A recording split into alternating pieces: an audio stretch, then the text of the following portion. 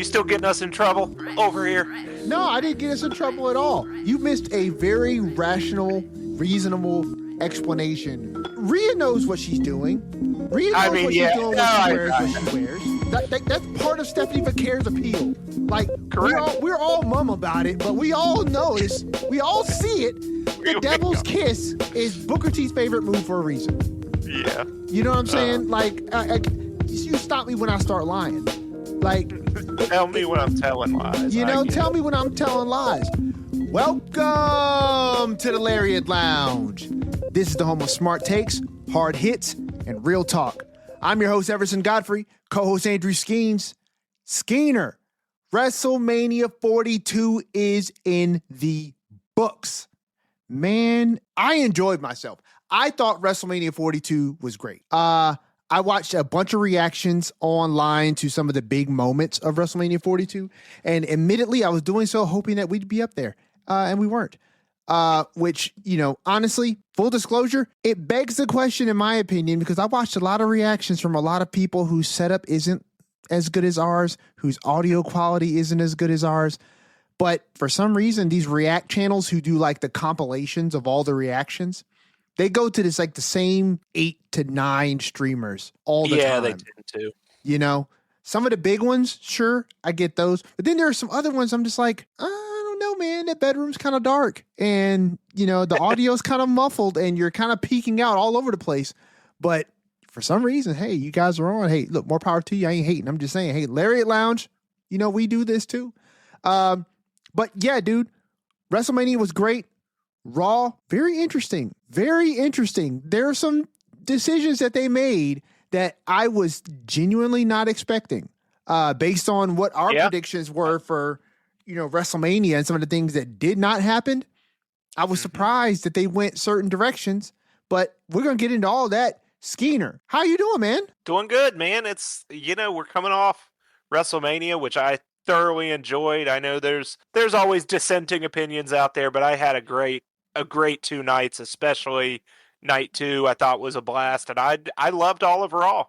It was certainly, a lot of stuff was not what we expected or predicted, but I kind of enjoy where everything's going. I thought it was a great weekend of wrestling since we last talked. I agree 100%. I thought that Raw was really good. We're going to get into all that because is the Bloodline back? I mean, without saying, We'll see. I don't know. Roman said he missed it, and I missed it too. So listen, I did not think I missed it until the segment started before they got to the ring in Gorilla. If you know, you know. And I was like, oh, okay. But we're going to get into it because I want to get into all that because it was really great storytelling beats there that I just love. But Skeener, this is officially season 2 of the Lariat Lounge. Okay? The Lariat Lounge started I believe the first episode that I did was after the Raw before WrestleMania 41. I think the first episode I did was my predictions for WrestleMania 41. The first one I listened to was, I must have missed the prediction ones. Or maybe I was just like, I'm not going to listen to predictions for an event. Or maybe it was reactions. Maybe I did that. No. It sounds more like me that you had predictions, and no, seriously, it might be the reaction. And you can check, but yeah, as much as I love you, I was probably like, I'm not going to listen to him predict an event that already happens. Like, why would I do that? It might be honestly, it might be the reactions. I know it was right around WrestleMania 41. Let's see, I'm scrolling back. It was definitely around that time. So here's all the episodes right here. Sprout does a really good job. So. Oh, no, I was right. Episode 1, WWE WrestleMania 41 predictions. Yep, it was right before WrestleMania 41. There you go. Yeah. So the first one I listened to was episode 2 then. So episode 2 was my WWE WrestleMania 40 story. And then episode 3 was the Hall of Fame that for is, 2025. I did hear that. Yep. And then the post WrestleMania 41 was episode 4. So the prediction episode that we did last week was officially the start of season 2, but I'm saying that the start of season 2 happens the Lariat after WrestleMania.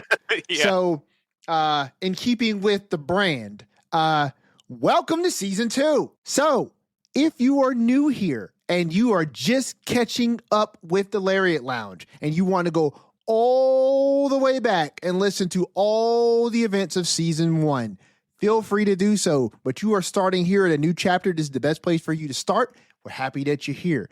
Skeener, please let everyone know where they can tune in and catch season 2 of the Lariat Lounge. Season 2, the new era of the Lariat Lounge, as some would say. We're coming at you once a week, every week. Catch us on YouTube. Search the Lariat Lounge. That's where you'll find us. That's where you can go back in the archives, find all the old episodes, old live streams, any other content, WWE 2K26 content we put out. That's where you'll find it and find the show every week. If you want to listen to the podcast in audio format, we're still on all your favorite platforms. That's Apple Podcasts, Spotify, wherever else you get your shows, you'll find us. Follow us over on Instagram at the Lariat Lounge Podcast. It's where you can interact with us, send us DMs, vote in polls, check the stories. We'll put stories, and that's where you'll get the links to every live stream that goes up. Go over to ProWrestlingTees.com/the Lariat Lounge. Get you some merch. We got 6 great designs up there. They're great quality shirts, honestly. Mine finally showed up. I got it. Being the person closest to Chicago, I feel like I got it last, but that's neither here nor there. And as always, if you've got thoughts on the world of wrestling or the show, send them in at thelariatlounge@gmail.com. Skeener, I have to say, that shirt you had on for WrestleMania, that was a clean shirt. Yeah. That was a clean shirt. I think, well, at least the people I've talked to, that's been the big seller. It has been. It has been. When I'm looking at the back end stuff for Pro Wrestling Tees, that is the best selling shirt on the page. Well, because I know everyone in my family is wearing my face around, and I think a few of my friends are too. So that is perfect. Hey, look, that is cool, man. That is cool. I love that. Because nobody in my family is wearing my face on any of their stuff. You know what? And listen, it's not unexpected. My family is the most supportive people in their own way. And they are just so morally supportive and stuff like that. But do I think that my mom, like your mom, has listened to a single episode of this? Absolutely not. And she bought a t-shirt? Absolutely not. I told my cousin who reached out to me on WrestleMania Saturday.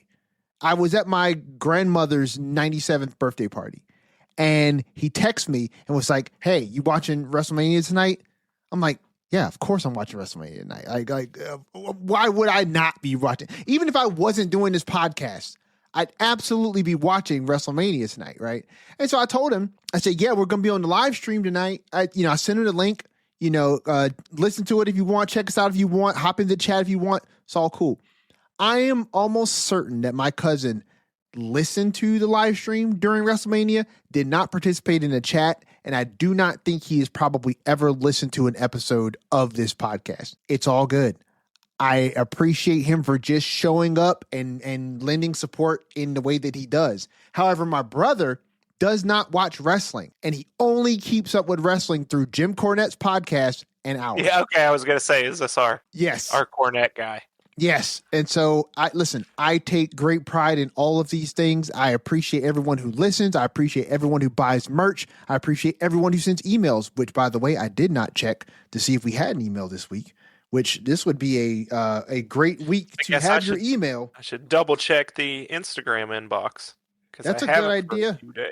No, nothing over on Instagram. So if you want to hop in, get your thoughts in for next week. And nothing in the email, which is fine because that means I couldn't have forgotten. So yeah. So hey, look. Also, while we're talking about it, we may gain a new listener. My grandfather, who is also in his later 80s. Nice. We talk about why are they doing these things. He knows I do the podcast. Obviously not a wrestling fan. Yeah. But he was watching ESPN on Sunday. I'm telling you, it came on, and he watched that first hour, and he's like, "Oh, this is what they do. I may have to watch this." I'm like, "Oh yeah, there you go." So we always wonder why they do things like simulcast on ESPN, and there you go.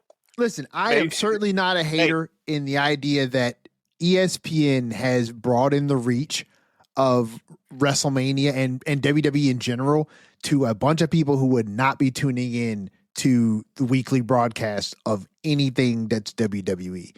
That's for damn sure. So, I'm certainly not hating on that aspect. I wish that everything was consolidated in one place still. I just need less commercials because my Lord. Oh, dude, that was, woo. Hey, listen, that was terrible. Oh my gosh. Especially for you and our UK friends who just saw half of the Hogan documentary. Listen, seriously. Although that may have been better than the commercials, to be honest. I think it was better than the commercials. You can only see that Chumba Casino commercial so many times. I think I only saw it like 3 times. The 4th time, the screen was black.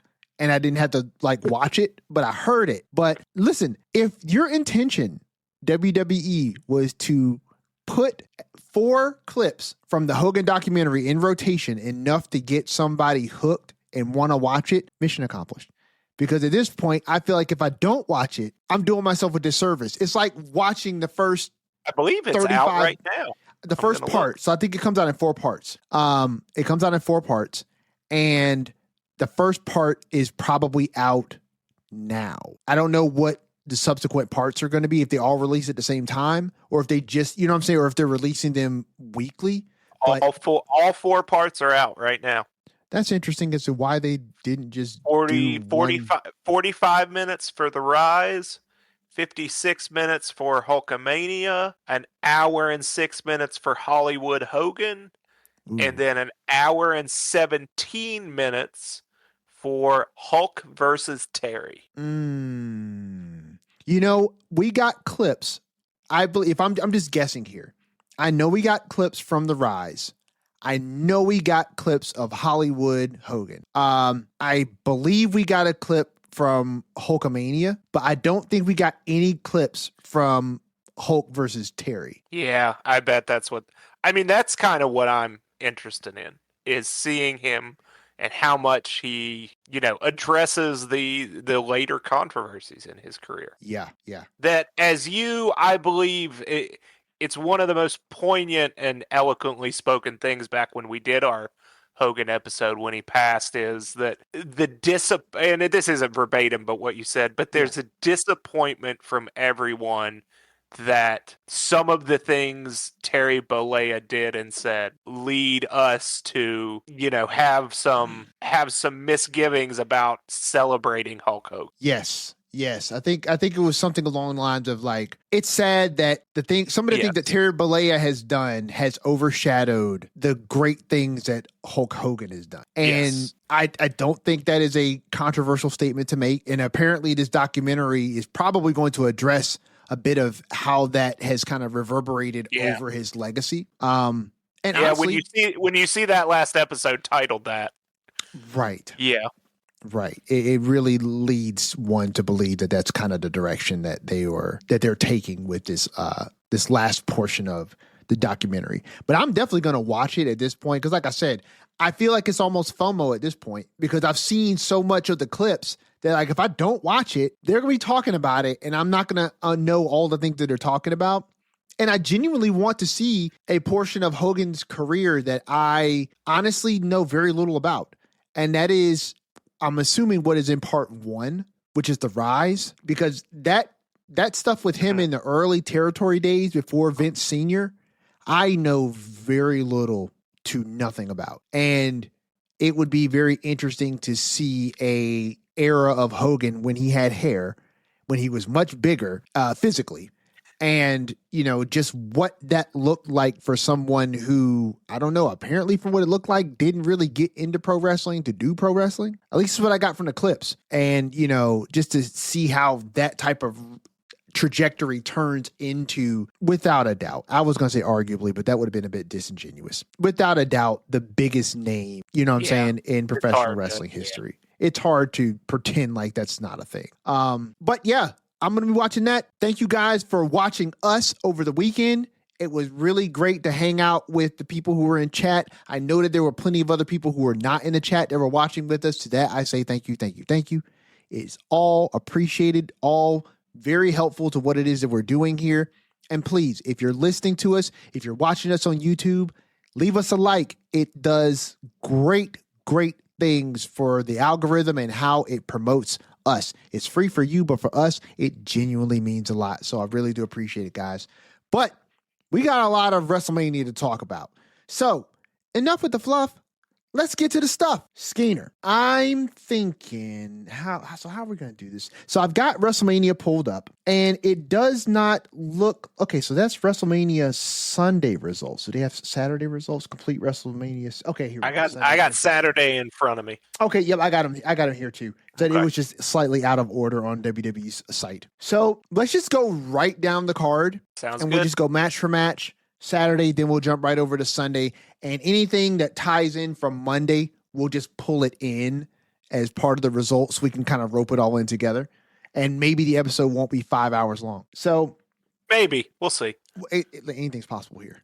Anything's possible here. This is the reaction episode of WrestleMania. So, nothing is, anything beyond 5 hours is off the table. But make no promises out inside of that. So we start off night one with LA Knight and the Usos versus The Vision and ISHO Speed. So this match, just to be clear, I did not get the prediction right on this match. Skeiner, you had the prediction right on this match as far as who the winners were going to be. This was absolutely the quintessential feel-good story of the night. Not only did the good guys trounce the bad guys, right? But also they did here essentially what I wanted WWE to do with Asuka and Kyrie in a sense, right? Which is ISHO Speed is with the Vision, and the Vision loses, and the Vision then turn on ISHO Speed and blame him for the whole thing. And then the good guys come in and they rescue ISHO Speed and they give him his moment where, what did Michael Cole call it? The speed splash or something? Yeah, something like that. The speed splash from the top turnbuckle through Logan Paul. Crazy. Which was crazy. But yeah, feel good story of the night. The good guys win, the bad guys lose. This was a great opener for the first night. Your thoughts, Skeiner, on this match? I thought it was good. I thought that in the end, the people who won, it worked. It did not do a whole lot with advancing any stories for real. Yeah. But the match was great. And what we got on Monday seems to be pulling portions of this match in a direction that I genuinely was not expecting. But we'll get to that. But your thoughts, man, on the opener of Saturday night? I thought it was a good, fun opener. Like you said, there's not a lot of deep character work or story advancement, but for what it was, I enjoyed it. It was a short match, lot of focus on Speed, which is fine. I thought Speed did a great job. That splash he did from the ring post to the table that was picture perfect. Oh yeah. I thought. And kudos to him, kudos to Logan for taking it. It was fine. It was fun. You get the Uso entrance out there early, you get the LA Knight pop, you get ISHO Speed, you get this on ESPN2 for people that may be flipping through channels and be like, oh, I know there's ISHO Speed. What's he doing in WWE? I get it's not everyone's cup of tea, but I enjoyed it. It was good. It was good. It was a nice, good opener. There's not a whole lot to say about it beyond that. Yeah. Dude, I'd rather have this, and this may be something that other people don't like, and that's fine too. I would rather have this than your stereotypical celebrity spot at WrestleMania. You stated before, and I agree with you 1,000,000%, that I think we are in what some would consider and could consider the golden era of celebrity interaction with WWE. Because the celebrities that are coming in are not just fans, right? But they're also, when they get active with the product, they are showing a level of dedication and commitment to making their interaction good. You know what I mean? In a way that we just did not get when you had the crew of Jackass or when you had LeVar David Ball. Arquette. LeVar Ball. We just didn't have that. And now we've got guys like, and you can't even really consider Logan Paul at this point like a celebrity coming into. He's, as much as I love the promos where and then this is spilling into Monday, But him cutting that promo where he's like, yes. these outsiders that come into our business and want to do it, that's just so perfect for I him to love do. whenever he cuts that promo. Me too, Because, because people already want to hate him anyways, and then he does that. oh, But yeah. to your point, he is right. Like he really is no longer an outsider. No, Like the dude is a WWE superstar through and through. He's damn good absolutely. at it too. He's damn good at it, too. And that was my whole thing when he first came in, right? Was yes, I know who Logan Paul is. Yes, I understand his reputation. Yes, I understand that this has the potential to be a train wreck. But, the guy is athletically gifted, and you cannot deny that. If he is as committed to what he's doing as he is good in the ring currently, I think the wrestling world is going to have no choice but to accept him, because I think that there is a level of respect for the business that any real wrestling fan has on any level, right? I think there's levels to it with regards to wrestling fans and their reverence for the product, right?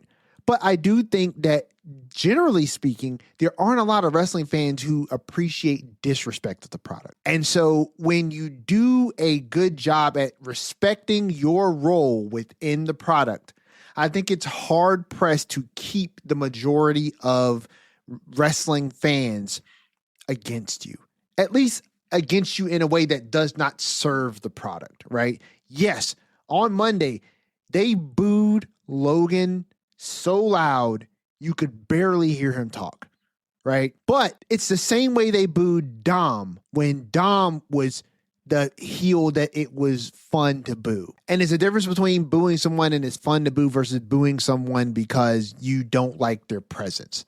You don't appreciate their presence. And yeah, I think we've crossed the threshold of Logan being looked at as an outsider. And so, yes, it is genuinely funny when he talks about the outsiders who are coming into this business and taking up space and, they're not dedicated to this. Like, come on, pot calling kettle black, sir. But we hear you. It's part of the gimmick and it genuinely works. But listen, that leads, actually, no, we should not lead into that because that is more appropriate when we get to Seth and Gunther. But yes, great opener for Saturday night. Then we jump over to Jacob Fatu versus Drew McIntyre in an unsanctioned match, which, by the way, kudos to WWE for sending a referee out there without stripes on. I'm pretty sure they've done that before. Well, they took the logo off, is what it was. So wait, his shirt was also like, I think. No, everyone was wearing that gray one. Was it really? Okay. Yeah, everyone was wearing like the gray black one, but his didn't have the big WWE logo on the chest. Yeah. Oh, well, it was missing. I think they have a WWE logo on a small one on the side too, which was also not there. I gotcha. Well, listen, WWE. Listen, I thought his shirt was black, but it may have just been the gray shirt without the logo on it. But it also may have been black. I'm not sure. Whatever the case, good on you for taking the logo off. It would make sense to have an unsanctioned match with your sanctioned referees calling the match. But needless to say, this right here was okay, so I will say this. I personally did not find any match on the card for either night a bad match. That being said, I think there's levels to the greatness, right? I think we could start at good as the baseline and work our way up. I thought that this match between Drew and Jacob was good. I think that what you could tell story-wise in this, we had already kind of built completely up to. You know what I mean? How do you top going off the side of a building? Yeah. You know what I'm saying? Like, I kind of feel like for this feud, the zenith was the night they fought all night long. You know what I mean? So it's like, this was the conclusion to that. And when you watch Monday Night Raw, you can tell why this was the conclusion definitively. But this was a good match. This is a good match. Where Drew goes after this, not entirely sure, but he's Drew McIntyre. So they can put him in anything and he's going to freaking at least tread water. So, he's going to be fine. Jacob wins this match and he goes on to something really interesting. which we will get into after you tell me, Skeeter, what you thought of this match. I think we're kind of in stride, in step with each other here. Yeah. It was good. We had a blast watching it. I mean, these guys beat each other up pretty good, but you're right. Like, how do you top falling off the building? And it was what we said it was, is this is an opportunity to give Jacob a good showcase and a big win and to springboard him. Were we predicting where and maybe how far it springboarded him immediately? No. I don't think anyone was, but we'll get to that. But yeah, I mean, this was good. I mean, these are two guys that are really good at it. I thought seeing the stuff backstage with Jacob, I don't know if you saw it, him kind of taking in the victory and stuff. I didn't see that. Pull the curtain back moment was nice to see him with Jay just kind of soaking in the moment. But yeah, it was great. Jacob's entrance was awesome with the fire spinning and fire juggling. Oh yeah. That was awesome. I forgot about that. And yeah, I think we'll see on Friday, because who knows? Because I was wrong about a couple other absences I predicted, but I think Drew maybe takes a break for a bit, and Jacob's obviously got his things he's doing. But another good match. They beat the heck out of each other, and I had fun watching it. Agreed. And I keep forgetting that Drew is probably going to film Highlander, and so allegedly he was alleged. Although last time the dirt sheets alleged that he won the championship, so he did. So I mean, look, this Highlander movie. I haven't heard a whole bunch of people talking about how hyped they are to see this. So. But then again, it hasn't even been in production. If he is supposed to be playing as a star, unless they shot this movie in secret and we just did not know about it. I think it's still a ways off. It's still a ways off. So, my guess is that he's probably going to step away at some point to do some principal photography and videography for this film. And so, he's going to step away for at least a little while. But Jacob is clearly going in a different direction. Which it's a shame we got to wait till the end of our conversation about night 2 to go into that. But the next match actually is going to cover quite a bit. So we have the women's fatal 4-way for the tag team championship. Now, the Irresistible Forces come out. They're dressed as Demolition in all white. Oh, yeah. That was awesome. We have Bailey and Lyra, which were my picks to win. Spoiler alert, they didn't. Then we had Charlotte and Alexa. And then we had the Bellas. The Bellas come out. Nikki, clearly on a crutch, clearly in a walking boot. She is clearly not about to pull a Seth Rollins and drop the walking boot. Although, honestly, for a second, I thought she might. But, she did not. And you can tell when she's doing this promo that, at least I could tell, she seemed like she was genuinely kind of upset that she was not able to make it to WrestleMania. Yeah. But she was not going to take this moment away from her sister. And so she called in a favor from an old friend. The music drops. I think it's Beth Phoenix. It's clearly not Beth Phoenix. It is indeed the pale one herself, Paige. And I legit could not get that out of my brain for the rest of night 1. It just kept bubbling back up to the surface that I cannot believe Paige is back. And I'm not someone who lives on the internet, so I heard none of the rumblings. Yeah. None of the rumblings. You're better for it. And I wasn't even searching it out. I just opened Twitter and some other account had retweeted, "Oh, Paige is signed with WWE." And this is on Friday. Yeah. And it didn't, it didn't ruin the moment, but obviously when Nikki came out and she said an old friend, I was like, okay, this is Paige. Uh-huh. So it stole about 2 seconds from me, but you could keep going. But yeah, what a moment.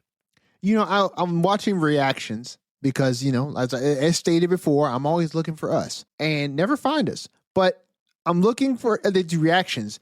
And there was one guy who I see on that reaction channel often. And it was reaction compilation to Paige returning to the WWE. And when Paige music hits, He's kind of like this. I'm not quoting him. I'm just kind of imitating and emulating.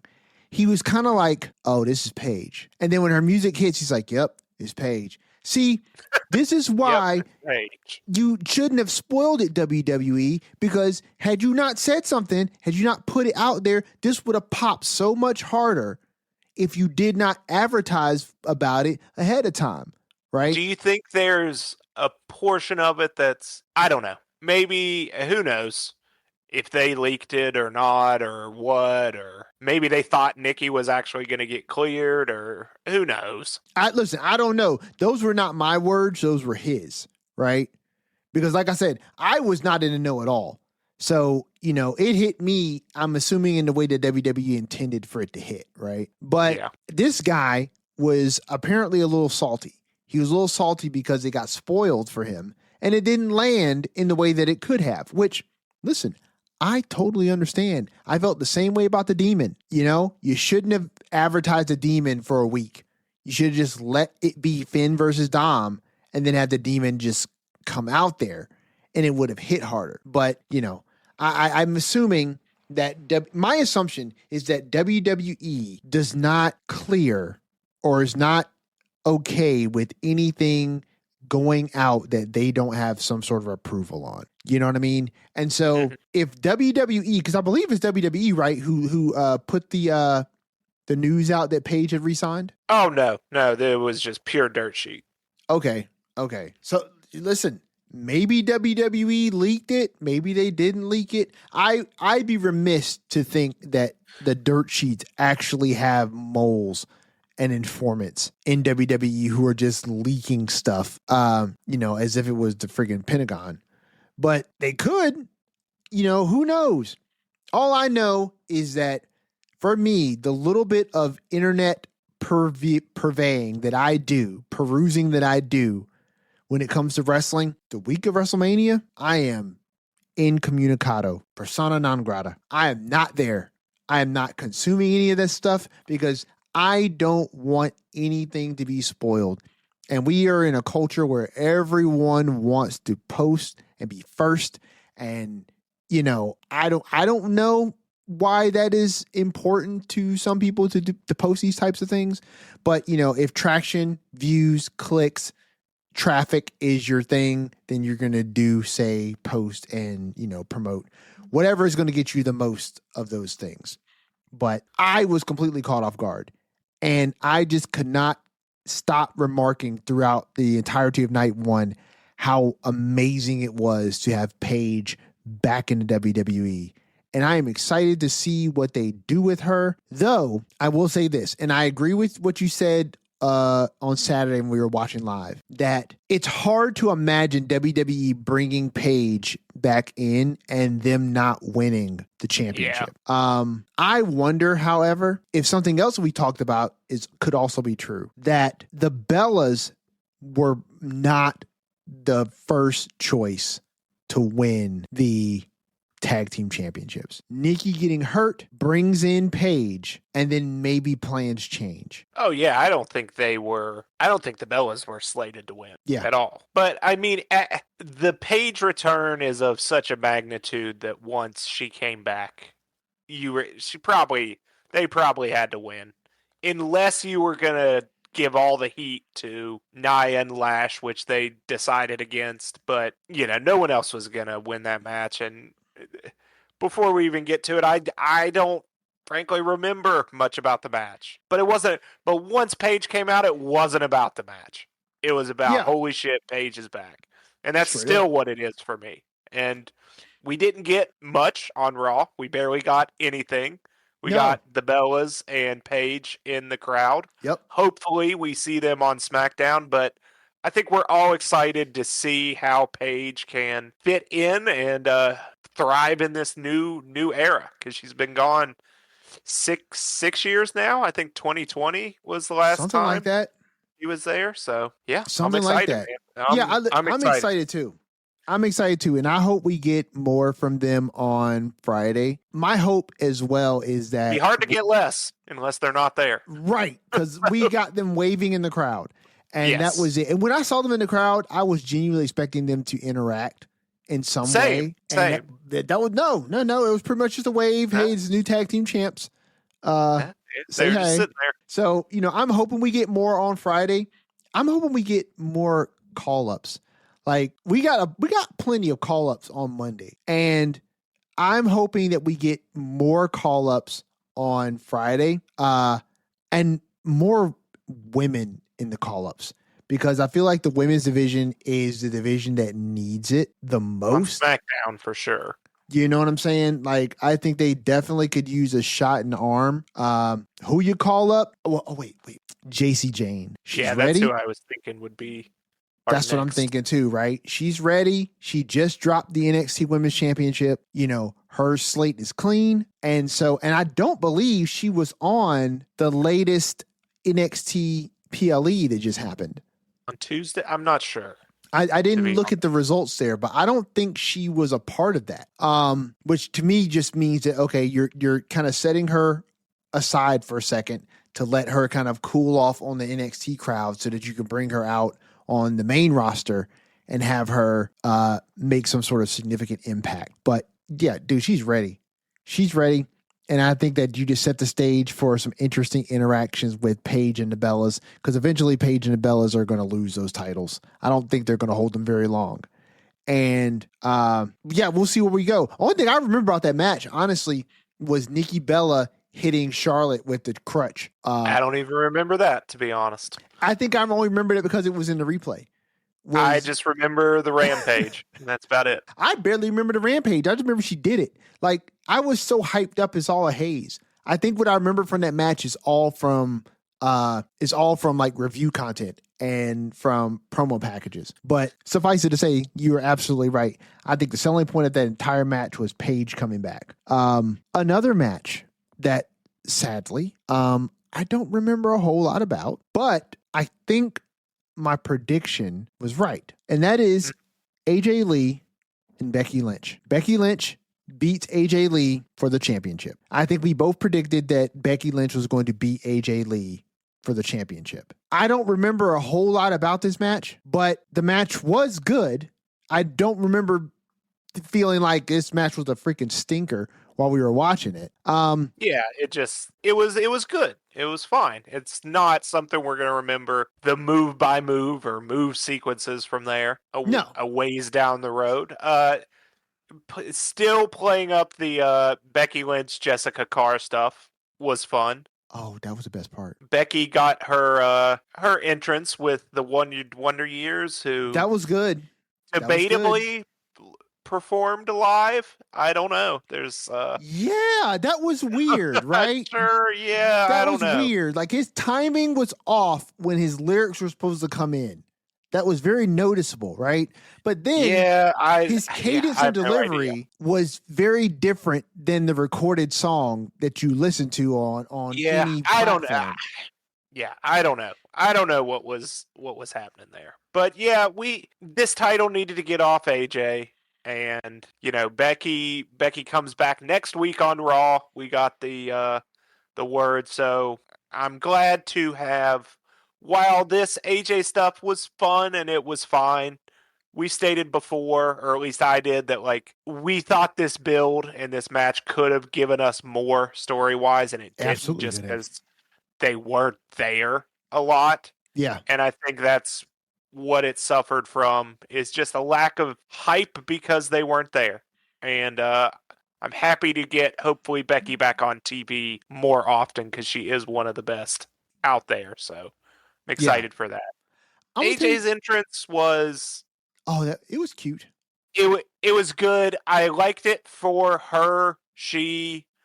When she explained it, and, what she was talking about when she was talking about how, she'll probably be gone for a bit.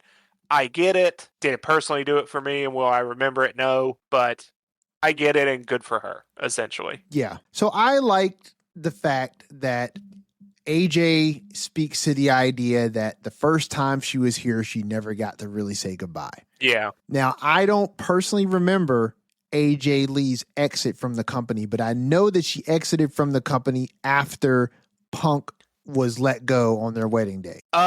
So yeah, I'm not sure exactly the timing of it was, but I remember the circumstances were she had that WrestleMania match. I think she tagged with Paige against the Bellas, or maybe there were more women in there, but it was the first Mania I went to, Mania 31. Okay. And then she just posted something on Instagram with her, her wrestling boot Chucks, and was Yeah. like, "So long, thanks for everything," or something like that. And Yeah. there really was no build up. It was just, "Oh, she's gone," and we find this out through an Instagram post. Okay. Well, listen, under the circumstances, I can understand, right? Like I'm putting myself back in that period of time. You are married to CM Punk, and you are keenly aware that your husband got served his walking papers apparently on your wedding day, right? And he leaves, and you're probably not that happy about that. But you probably have a contractual obligation through this period. You get done what you need to get done, and then it's deuces, and you're out, right? I can understand the headspace that one might be in then. And then to come back now, you're older, you're wiser, you feel differently about your place in everything and your position in the history of WWE. And yeah, you felt like before, due to the circumstances, you did not get to say goodbye to the fans the way you wanted to. I can appreciate that. That being said, the backstage segment that she had was, I believe it was Jackie, right? Jackie Redmond. The backstage segment that I she don't had, exactly remember. I forget. Sometimes I get them mixed up. Like I get them mixed up. Jackie and what is the other girl's name? We've got Kathy Kelly is That's the something main. about Kathy Okay. Kelly, Jackie Redmond and Kathy Kelly. I get them mixed up sometimes.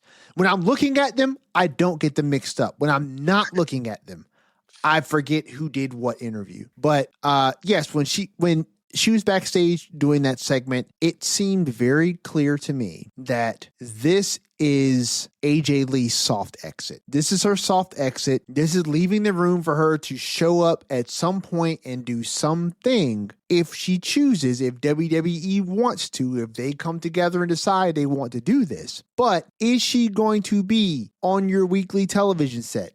No. Is she going to be factored into future storylines in the immediacy? No. This was my concern from the beginning, right? Which is I don't know how much longer AJ Lee plans on sticking around. You know what I mean? And so the idea of keeping the title on her didn't make sense. And in this respect, you put the title back on Becky. I agree with you. It needed to come off of AJ. And with the If belt she wasn't going to show up to work, yes. I didn't have any issue. I didn't have any issue with the title being on AJ. It's that AJ doesn't come to work.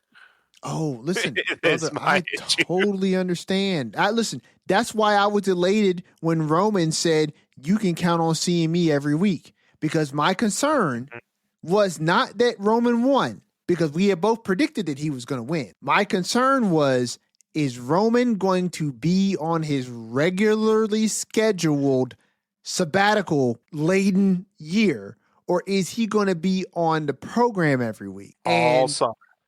He said all summer, which means when the fall comes, beware. But with the summertime, he's going to be here, which makes more sense, in my opinion, why they did what they did on Monday. But we will get to that. But yeah, I think that this was a good match. This is not probably going to be one that either one of us or a lot of fans, I'm not going to speak for everybody, but there are probably some fans who are probably not going to remember a whole lot about this match. But I think the match was good. I think it served the purpose of moving the title where it needed to move. And if we're being honest, it gave AJ Lee another WrestleMania moment, another WrestleMania match. And, this was clearly, in my opinion, a run for the fans, to kind of give the fans what it is that they wanted. And AJ wanted to have a run with an exit that she could be proud of. And I think they've done that. So where we go from here with AJ, I have no idea. I hope that she does whatever she chooses to do. And if she wants to kind of call it a day off of this, I wouldn't be mad at that either. I think she gave the fans what she intended to give them. If she wants to do a formal goodbye, I'm down with that. If she doesn't and just wants to kind of leave the door somewhat open so that the fans aren't out crying for her to come back, I'm fine with that too. It's the psychology of working a crowd. And I get it. Totally understand. Here we go. Now we can get into some WWE Monday Night Raw spoilers off this match. So Gunther defeats Seth Rollins. This match was pretty daggone good. The places that I listen to, because there's only a few people that I listen to outside of the Lariat Lounge when it comes to their reviews of matches, what they think about matches. What I kept hearing was that like this for a decent number of people was like the match of the night. The match of night one. I saw that as well from a bunch. Did I think that it was a match of night one? Me personally, no. But I don't think it was because the match wasn't good. I think it was for me because this match had a lot of plot holes that I was genuinely waiting to see how WWE was going to fill them. And to be fair, this story, how it interweaves with other plots that WWE is weaving right now, I think it was impossible for those plot holes to be woven shut just off the strength of this match, right? This requires this match to work a certain way. This requires the opener for night 2 to go a certain way. This requires a certain someone to be cleared to show up in this match for it to be followed up on Monday with in order for these plot holes to be filled. And so this was a very important stopgap match for greater stories in retrospect, because we had to do this match in order to get what came after this match and certain elements of what happened on Monday Night Raw. But Gunther defeats Seth, but he doesn't defeat Seth without some help. Now, whether he asked for this help or not is irrelevant because the help came. And the help came in form of a returning Braun Breaker. Braun Breaker does not don the hoodie. That upset me. We didn't get a single hoodie either night of WrestleMania. That bothers me just a little bit. This is the perfect opportunity for the hoodie. This is the home of the hoodie. And it did not show up. But he runs in and he spears Seth outside the ring. And he beats up Seth a little bit, throws him into the ring. Gunther takes advantage, chokes Seth out. Seth decides he's not going to tap. He's just going to get passed out.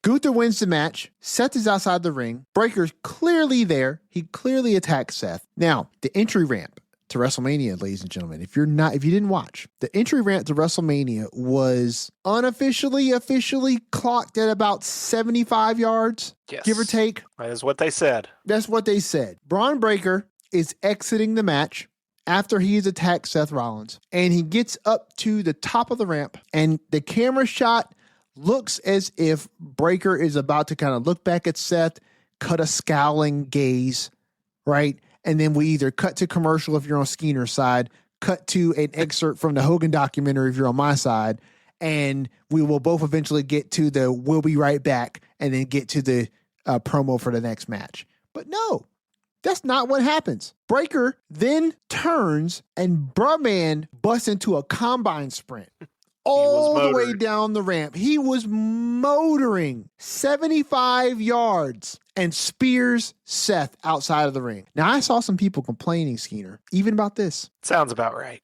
They were complaining. They were saying Breaker didn't really spear him good. To that, I say, did you want him to fucking kill the guy? Like, he's going 75 miles an hour. 75 miles an hour. Jesus, no, he's not. Hey. He's going, listen, hey, I'm glad he missed. He's going 75 yards downhill, right? Dude's booking it. If he landed that spear flush the way he hit Speed, we wouldn't be able to continue this feud because Seth would have been injured. You know what I'm saying? Like, I mean, what are we doing? Like what are we doing? Can we suspend our belief just long enough to realize that the people who are in these positions are not actually trying to hurt the people that they're out there with, you know? But needless to say, complaints aside, it was great to see Breaker back. We both anticipated that Breaker was going to show up here at WrestleMania and cost Seth this match. Skeener, your thoughts on Gunther versus Seth, the quality of the match? Did you think that this was the match of night one And Braun Breaker's return and his 75-yard sprint, somewhat clothesline spear of Seth Rollins. I liked the match. I thought it was good while we were watching it. It was not the match of the night for me. Me either. But I can see how and why people would say that.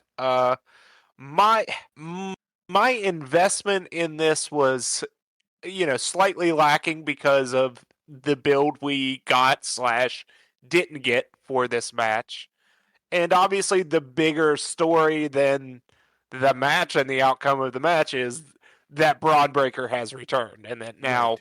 Seth and Braun Breaker are about to clash. And that's where that's where we go heading out of this. So in my memory and in my watching of the match, that's more what I was focused on, rather than what's going on every single move in the ring, because this is more about, okay, Braun Breaker's back than it is about Seth versus Gunther, which was even I think anyone can admit was hastily thrown together because of injury situations. Absolutely. Absolutely. Yes, it was hastily thrown together. You had to do what you had to do. And I think in retrospect, WWE handled this the best way that they could. I think that the story beats that they are laying out, with one particularly large story beat, which we have not got reference to yet, either on either night of WrestleMania or on Monday Night Raw.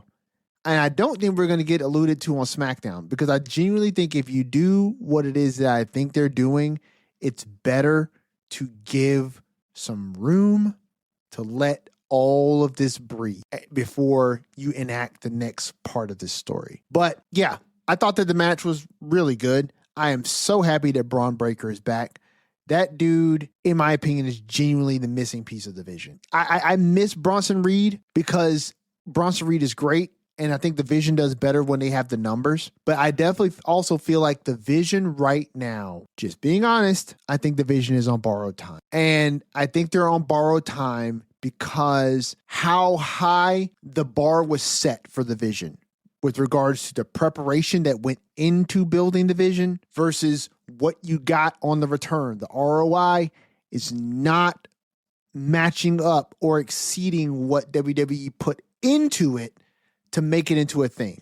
And I think because of that, Theory and Logan Paul are living on borrowed time for the Vision.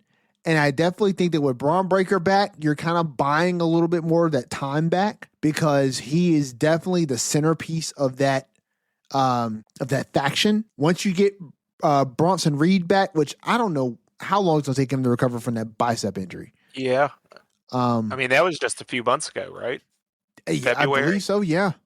So, I mean, it's like, because he got hurt right after Breaker got hurt. Yeah. I think it was like the week after. So who knows how long it's going to take for him to heal from that, right? But when he comes back, he's going to be another roster member on the Vision. How he plugs into a storyline, I have no idea, right? He'll probably plug into helping, be a heavy to Braun Breaker's leadership and his feud with Seth Rollins in some kind of way. But I think that at some point, Breaker is going to leave the Vision, and he's going to probably go with Paul, and Logan Paul and Austin Theory may continue to be a tag team or not, but I genuinely think that they're on borrowed time. I just don't know centerpiece wise what you do with that faction, particularly if Braun Breaker does not stay with the faction. So we'll see what they do with that.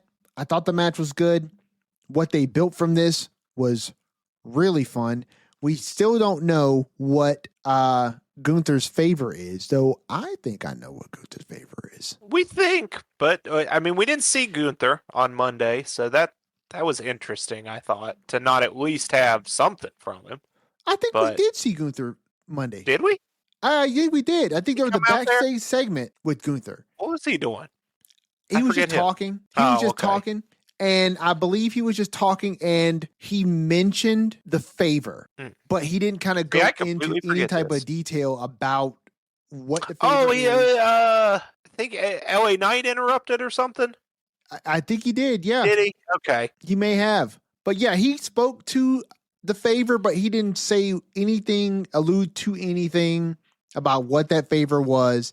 Just that at some point he would collect on that favor. Yeah, okay. Now I remember LA Knight coming in. Yeah. That okay. So at some point, yeah. So at some point he'll collect on that favor. But what it is, they haven't alluded to or said yet. I think I know what it is.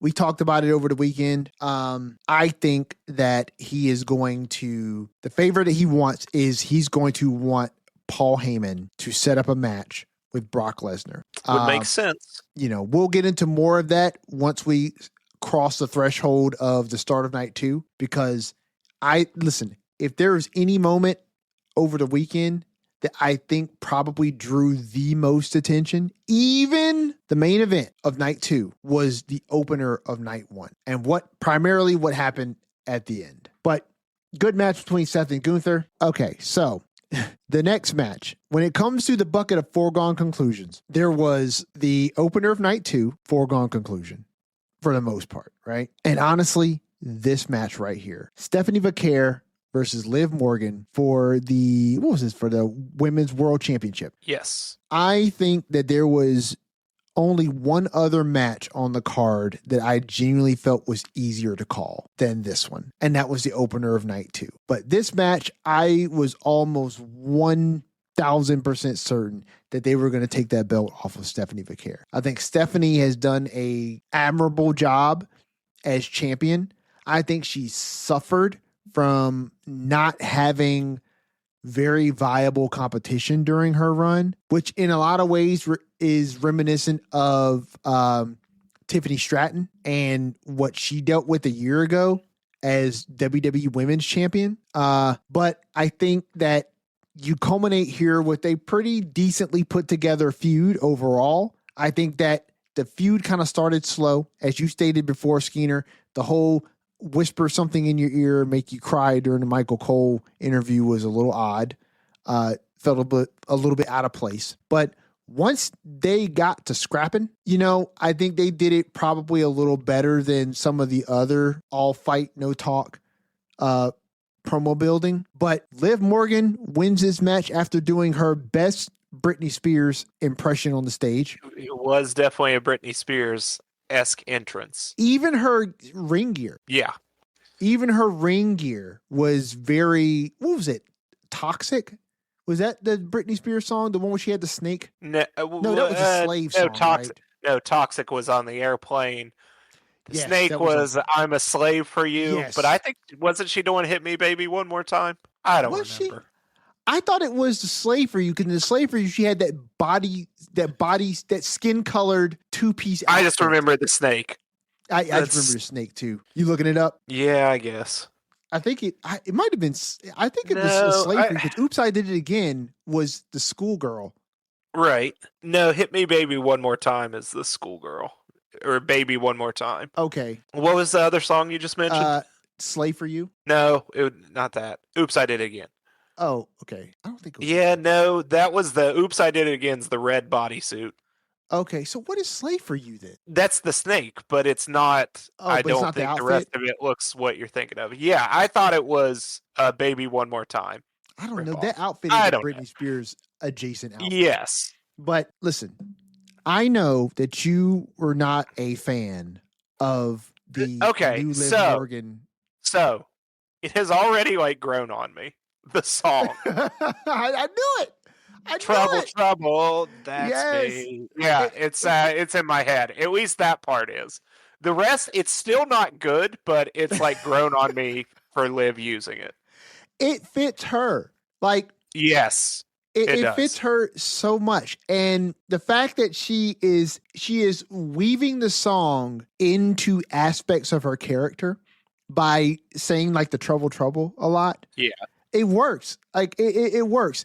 And when I was thinking about it after Monday, and I was thinking about when the Judgment Day were in their, I don't know, second iteration, where it was Dom and Rhea and Damian and Finn. Finn, yeah. And when Rhea and Dom were a thing, and then here comes Liv Morgan, trouble. You know what I mean? In the mix. And then next thing you know, mommy's getting kicked out. Liv Morgan is the new boo. You know what I mean? And it's like, then Damien's gone. And now look who's the leader of the Judgment Day. Who's front and center? It's not Dom. It's Liv. You know what I mean? Yeah. It's Liv. And it's like, yeah, you got this little poison apple that comes in and just, changes the entire landscape, But look, this was a great match. I thought this match was really fun. This was more fun, in my opinion, than this match had any business being. And, you had the shenanigans per usual with the Judgment Day, right? But I love seeing Raquel. I love seeing Roxanne. I hope that they do more with Roxanne, because I think they got some things planned for Raquel that probably is centered around Liv. I hope they do something with Roxanne. Listen, Roxanne, honey, we need to talk, okay? Awfully cheeky at Mania, okay? Awfully cheeky at Mania. I'm not complaining. You should do more of that. I think it's helpful. But lean into what you got. Lean into what you got. On Monday, just to be fair, on Monday, Judgment Day come out and Liv is doing her greatest of all. Yeah. Let me say this. This is a quick sidebar. When she does that, I'm not even kidding. I have to turn the volume down. I turn the volume down or I mute. She love is Liv. good at it. But she does it so well and so annoyingly well, right? I'm just like, oh God, I'm gonna turn this down. I'll turn it back on when they start moving their lips a different way. You know what I'm saying? Because that means they're done. But she's so annoyingly good at that. But they're all in the ring doing this thing.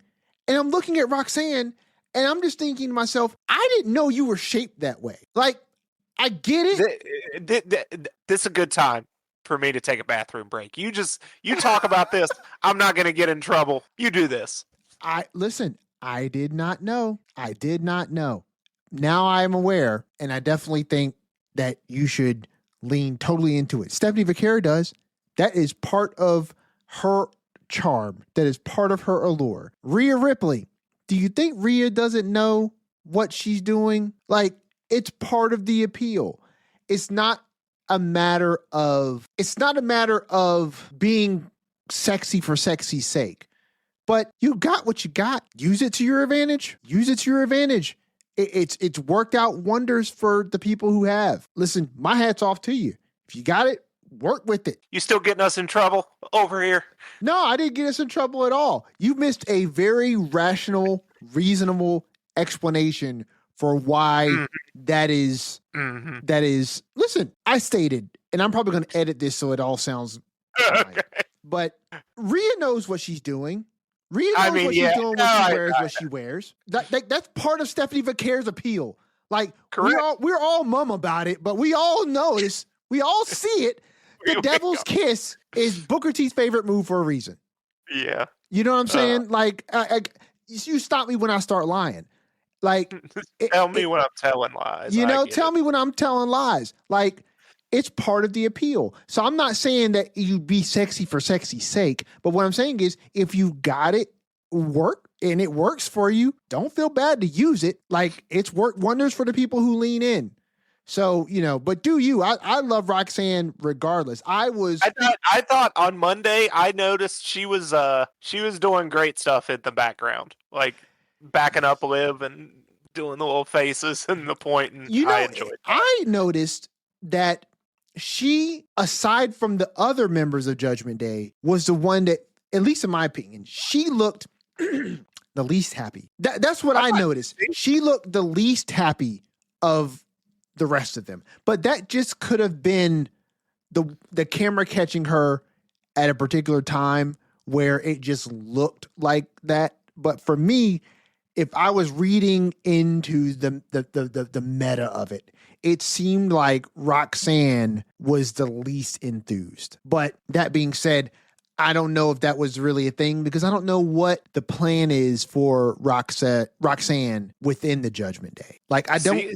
Seems like we're kind of going to keep going with the Judgment Day with Liv as the leader, I would think. I mean, JD's still there. Raquel's still there. Roxanne is still there.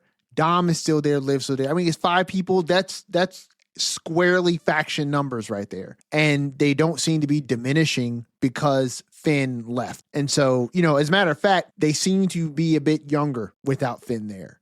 And so maybe they lean into an idea where this is what Judgment Day looks like when you don't have any adult supervision. You know what I'm saying? We predicted Liv would be back on top, and she is. It's an opportunity for Stephanie, who doesn't seem done with Liv, No. based on what we got Monday. So we'll see. But I think it was time. Liv is the fans love Liv. I love Liv. Like she's a star. The entrance music is growing on me. I thought the match was good, even if, look, I get people are saying, oh, it was short, but it was what it was. Watching it, I didn't think it did not feel overly short. It didn't feel short. Maybe I have a different, perspective than some people. But I did, when it was happening and when it finished, I wasn't like, oh, that was short. But then again, I'm not one to care that much about match time. So yeah, well, and that's my thing too, right?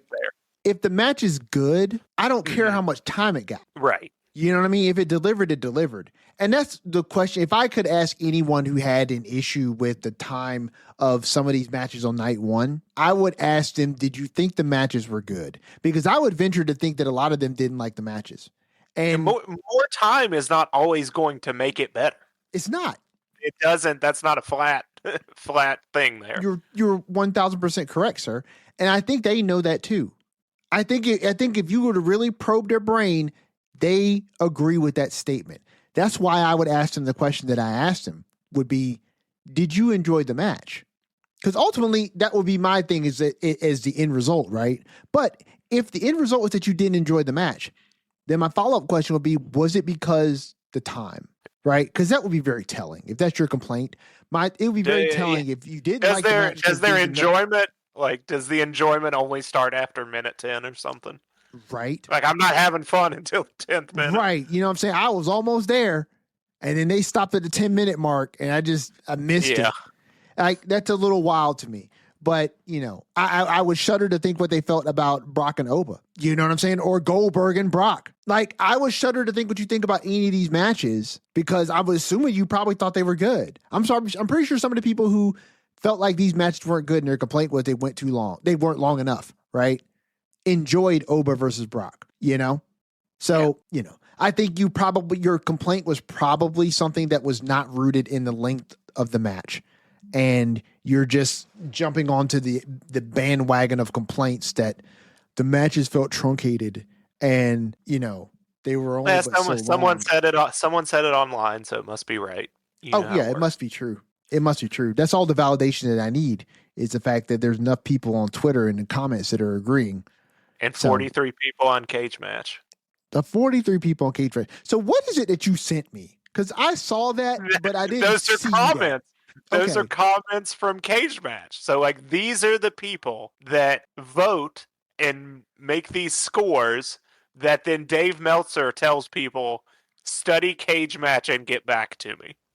Okay. So tying this back to Dave. Yes. So Dave and anyone that thinks like Cage Match is a reputable way to gauge whether or not something in wrestling was good. Yeah. It's just like 40 to 50 guys. Maybe some ladies, I don't know. Yeah. I have my suspicions that any ladies would be doing this, but maybe they are. But these 40 to 50 people that watch, and then they say things like, what I sent you. Yeah. You know what? I'm not one to usually point to the WWE universe, and particularly the people who are in the crowd, to kind of exemplify a point. But for the 40-some people under 50 that were in the Cage Match, was it? I don't even know what the site is called. Whatever. Cage Match comments. That Dave Meltzer is like, read the comments and get back to me. I would venture, and this is just a wild guess, Skeeter. You let me know if I'm on base here or not, okay? I think there were way more people at Mania who seemed to enjoy it. Yeah. That kind of numbers-wise, just numerically, were greater than 50. I'm just putting that out there, No expert. I didn't count all the rows, but I think I saw more than 50 people who were enjoying themselves.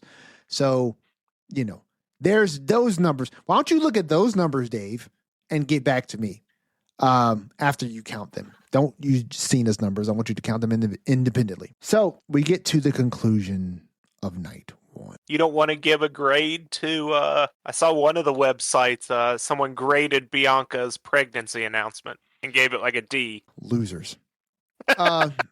Losers. I'm not talking about Bianca. I'm not talking about Cena or the baby. I'm talking about the people who graded Bianca's baby reveal. Like, come on, please. Yeah, what are we doing here? Like, what are we doing? Like that. This is the most non-consequential opinion of the weekend. You know what? Since we're talking about WrestleMania, how about the Bianca thing? Right? Miss me with that D. Like, all right, someone did like graded a D. All right, dude. You know what? You got it. You got it. In your little corner of the internet, you got it. You can keep it right over there.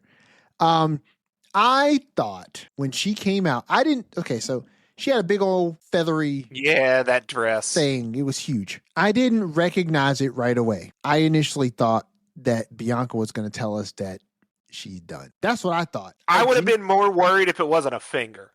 Like, it's just a finger. I don't think a finger can end your career. I really don't, unless you just want it to. Oh, well, now, hold on now. I think it depends on how your finger is injured, A, and then B, what the functionality of your finger and by proxy your hand looks like moving forward, right? If you have some sort of injury that has some sort of like nervous issues that come with it, right? That allow you to, that preclude you from being able to maybe trust your grip, you know what I'm saying, to not fully grip, to possibly re-injure this in a way that is worse. I get what you're saying. Totally understand. I guess, yes, there are cases, but... You know what I'm saying? And we don't know. In this particular case, I was not worried about it being... Well, and my thing was, we just had no clue. We just had no clue. There's been so little conversation about her injury, right? And it's not that I was sitting around thinking I snipped it out. Did you? You went to Birmingham? You talked to what's his name? No, I was talking about the pregnancy announcement. I was on that early. Oh, listen. I told you, I was like, she's gonna unzip this and she's gonna have her belly out, isn't she? You did say that. I didn't think she'd have her belly out. I thought she would unzip it and there would be a blue dress. Yeah. In a blue dress, but no, she just had the belly out. Yeah, listen, apparently that is a trendy thing for pregnant women to do now, is to have like fully formed outfits with just the belly section cut out. You know what I'm saying? I guess the baby section needs sun. But that's a thing now, apparently. I mean, my wife has shown me plenty of things like that. And I'm like, okay, the fashion, I guess. I wear black t-shirts mainly on this show, just to be clear. I'm a fashionable guy. I don't know all the things. But yeah, listen, I thought she was going to announce her retirement. I thought that she was going to either that or announce that she didn't know when she was going to be coming back, because we haven't heard anything. She still doesn't know. Listen, she's already been gone at this point for almost 2 years. We're coming up on the 2-year anniversary of her departure. If I'm not mistaken, she got injured right after. No, maybe it's a year. It was last year. Yeah. So it's coming up on a year. Last year at Mania. Okay, so it's coming up on a year. So, it's a full year now. Yeah. With Mania. Okay. So listen, I am no OBGYN, so I'm not going to try and determine based on that bump how far along she is, but she's definitely showing, and she's showing quite a bit. So I don't know. I would assume we're not getting her back for the rest of 2026. You would, yeah. I mean, depends on how quick she wants to come back, but probably not. You know what I'm saying? Like, I mean, unless you've been out this long, I don't know why at this point you wouldn't wait, unless she just really want to come back. I don't know why at this point you wouldn't wait until one of the big four PLEs after SummerSlam, right? Yeah, so maybe you do Rumble the Rumble next year. Yeah, maybe you do the Rumble, or something like that. So yeah, I mean, listen, I thought the announcement was fine. I'm not even gonna grade it. Like, it was just nice to see Bianca. It was cool. Happy for her, whatever. Selfishly, I'm disappointed we won't get her back soon. My wife was with me. She saw that. She was like, yeah, she gets her ass back to work. I don't watch her kids on TV. I watch her on TV. Like I Listen, said, good for her or whatever. But you do your thing. Don't listen to Skeeter. Like you do your thing. telling it how it is. You do pregnancy. You do motherhood. You do your thing. You come back whenever you're ready. I'm sure it's nice for her. It's not nice for me.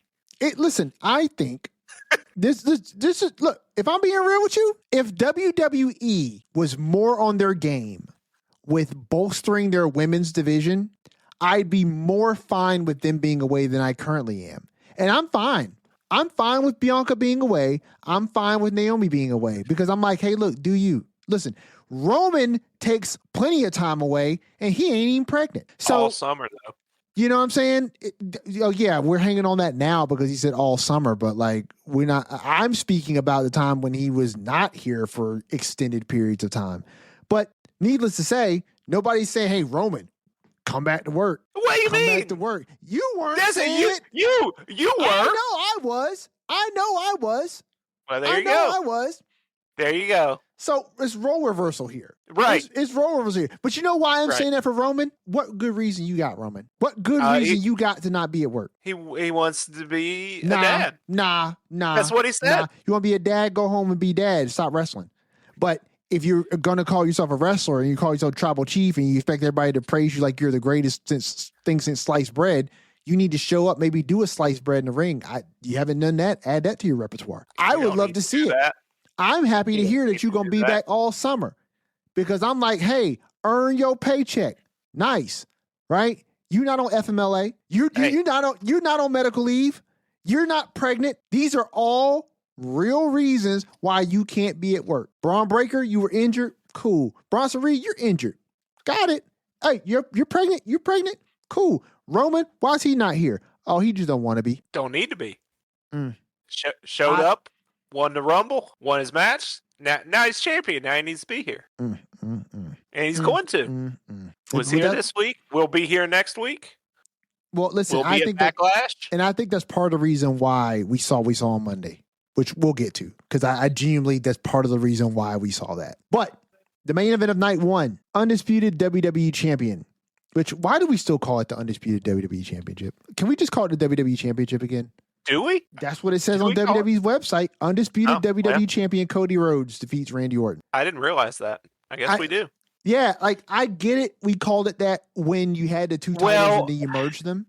Yeah, I guess that's why. Because technically it's still that. But I get that. But then again, we also had the SmackDown Women's Champion and the Raw Women's Champion. Right now, we've only got the WWE Women's Champion. They don't call that the undisputed WWE Women's Champion. Do they not? No. They call it the WWE Champion. The women WWE Women's Champion. That's the way they refer to it, right? And I get that because you don't have two titles that had the same branding that you've merged into one. That makes sense to call it undisputed. But you have no other title to contend against it to call it undisputed. There's no dispute. So, which technically that's what undisputed means, but there's nothing to contest it. So I feel like you could drop that. But needless to say, Cody Rhodes defeats Randy Orton. Skeeter, please give our listeners the blow-by-blow, the play-by-play here of what happened in this match. Because I was conflicted at the end of this match, not because I thought that the match wasn't good, but just the way that it ended. We talked about it on the live stream. It felt like a SmackDown ending rather than a PLE ending. And we haven't gotten to SmackDown this week to see how we play off of this. Yeah. It definitely did not feel like the ending to a WrestleMania, which we can get to after.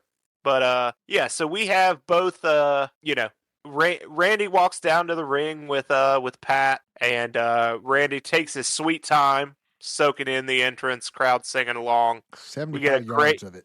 We get a great Cody entrance, a Batman theme. That was awesome. We get the Cody cave with multiple iterations of his gear, from his debut gear to undashing to Stardust gear to current Cody jackets.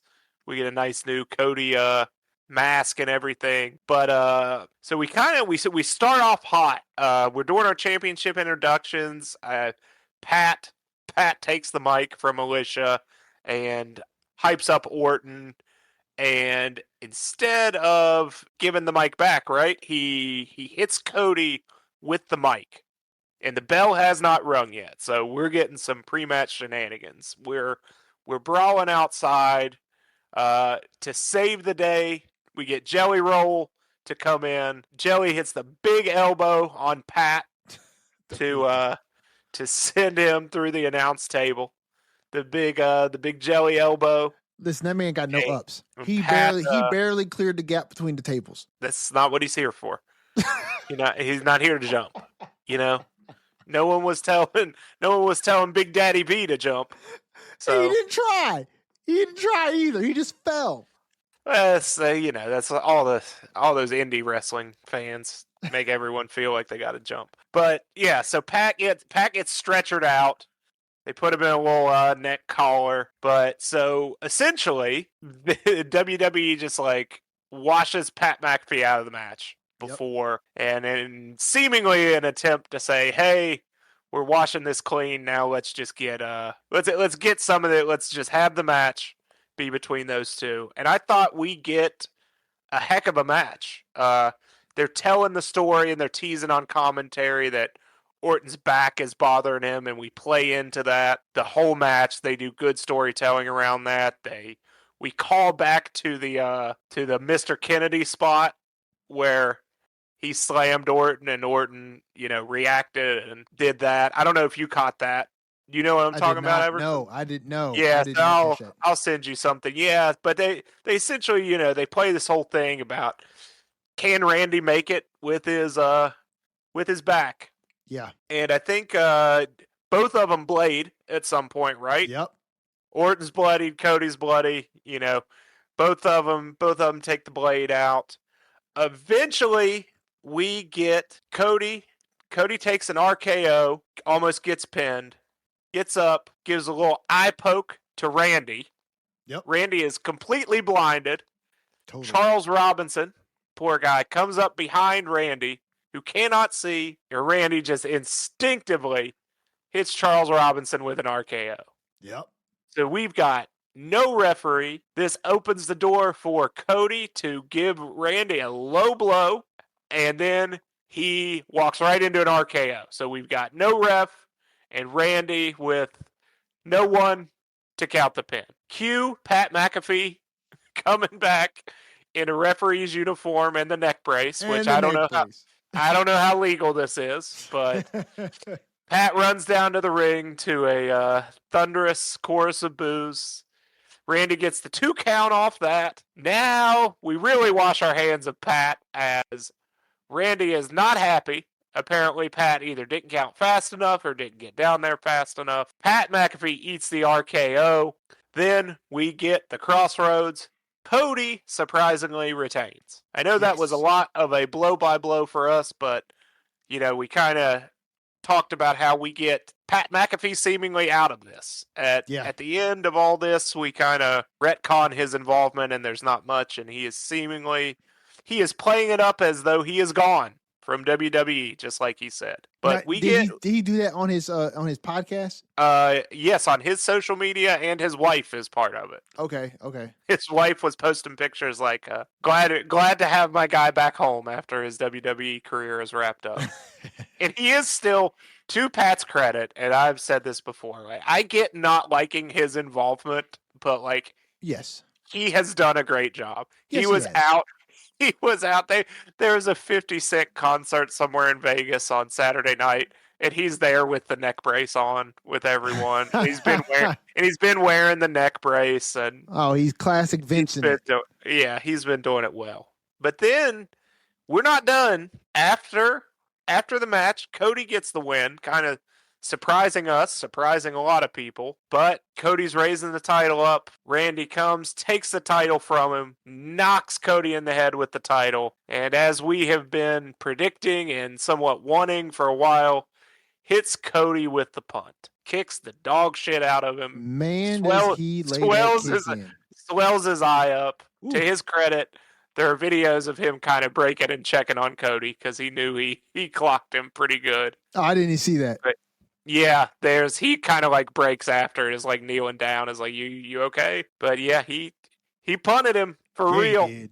So we'll see where that goes. Seemingly not in the way we thought, but this is not the end of this feud, which I like. We still have places to go, and it seems like the outside aspects, such as Pat McAfee, are going to be out of this, and it's kind of what we predicted, where we can just play on all this history they have and the more Viper-esque side of Orton, the listening to the voices side without the voice on the phone being Pat McAfee. But, and I'll let you take over, ending night one with an angle after a championship retention was a little a different feat. I'll say that. Yeah, it was.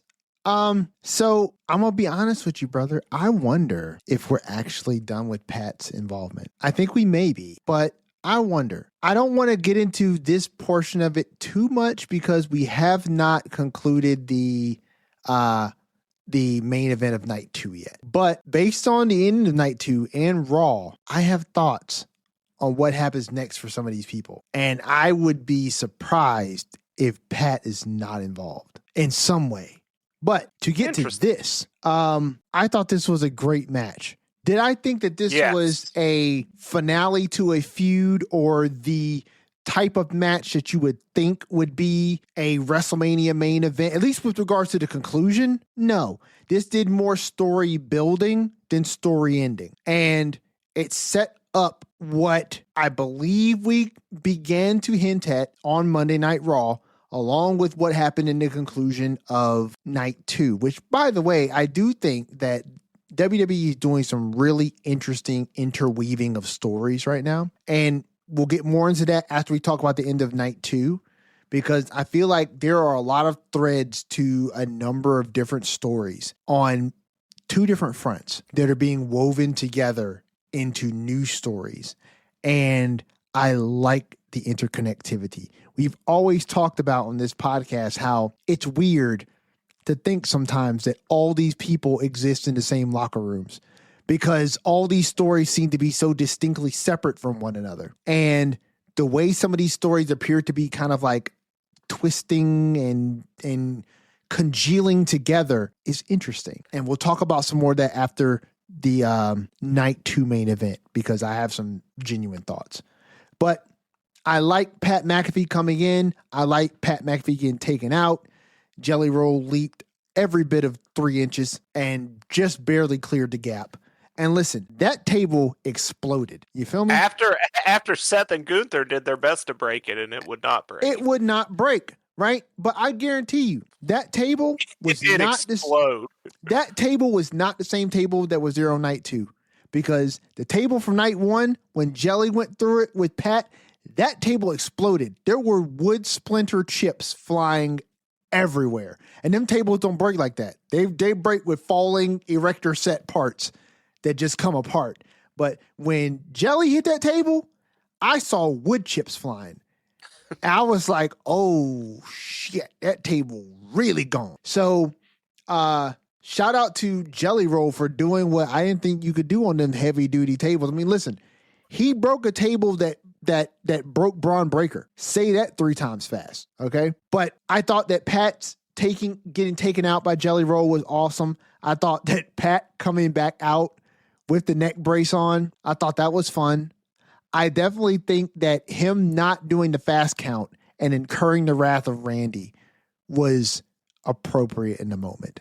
I think it did a really good job of preserving the character of the Viper and the idea that Pat was only useful so far as he was useful. And, you know, the second he stopped being useful, he was disposable. And I think it worked great, particularly with regards to how boastful and braggadocious and mean-spirited and rude Pat McAfee has been in this feud. To look at Pat as another useful patsy for Randy to try and get to 15, I think just fits Randy's character and the way he's portraying his character currently.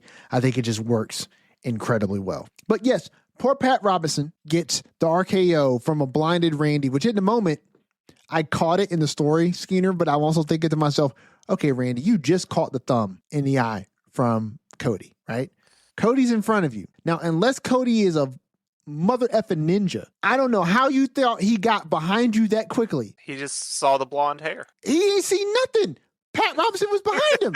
Like, he didn't see anything. You just RKO'd the body that was behind you. That could have been Steph. That could have been your wife. That could have been your kids. Care who it was.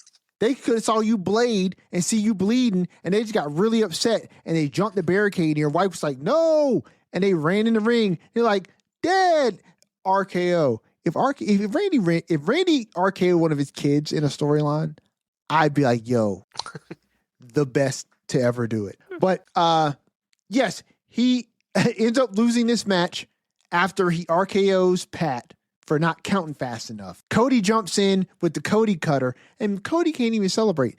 That punt, listen, his eye backstage looked gnarly. Well, not just there. How about Monday? Oh, I ain't forgot Monday. Legitimately. Yikes.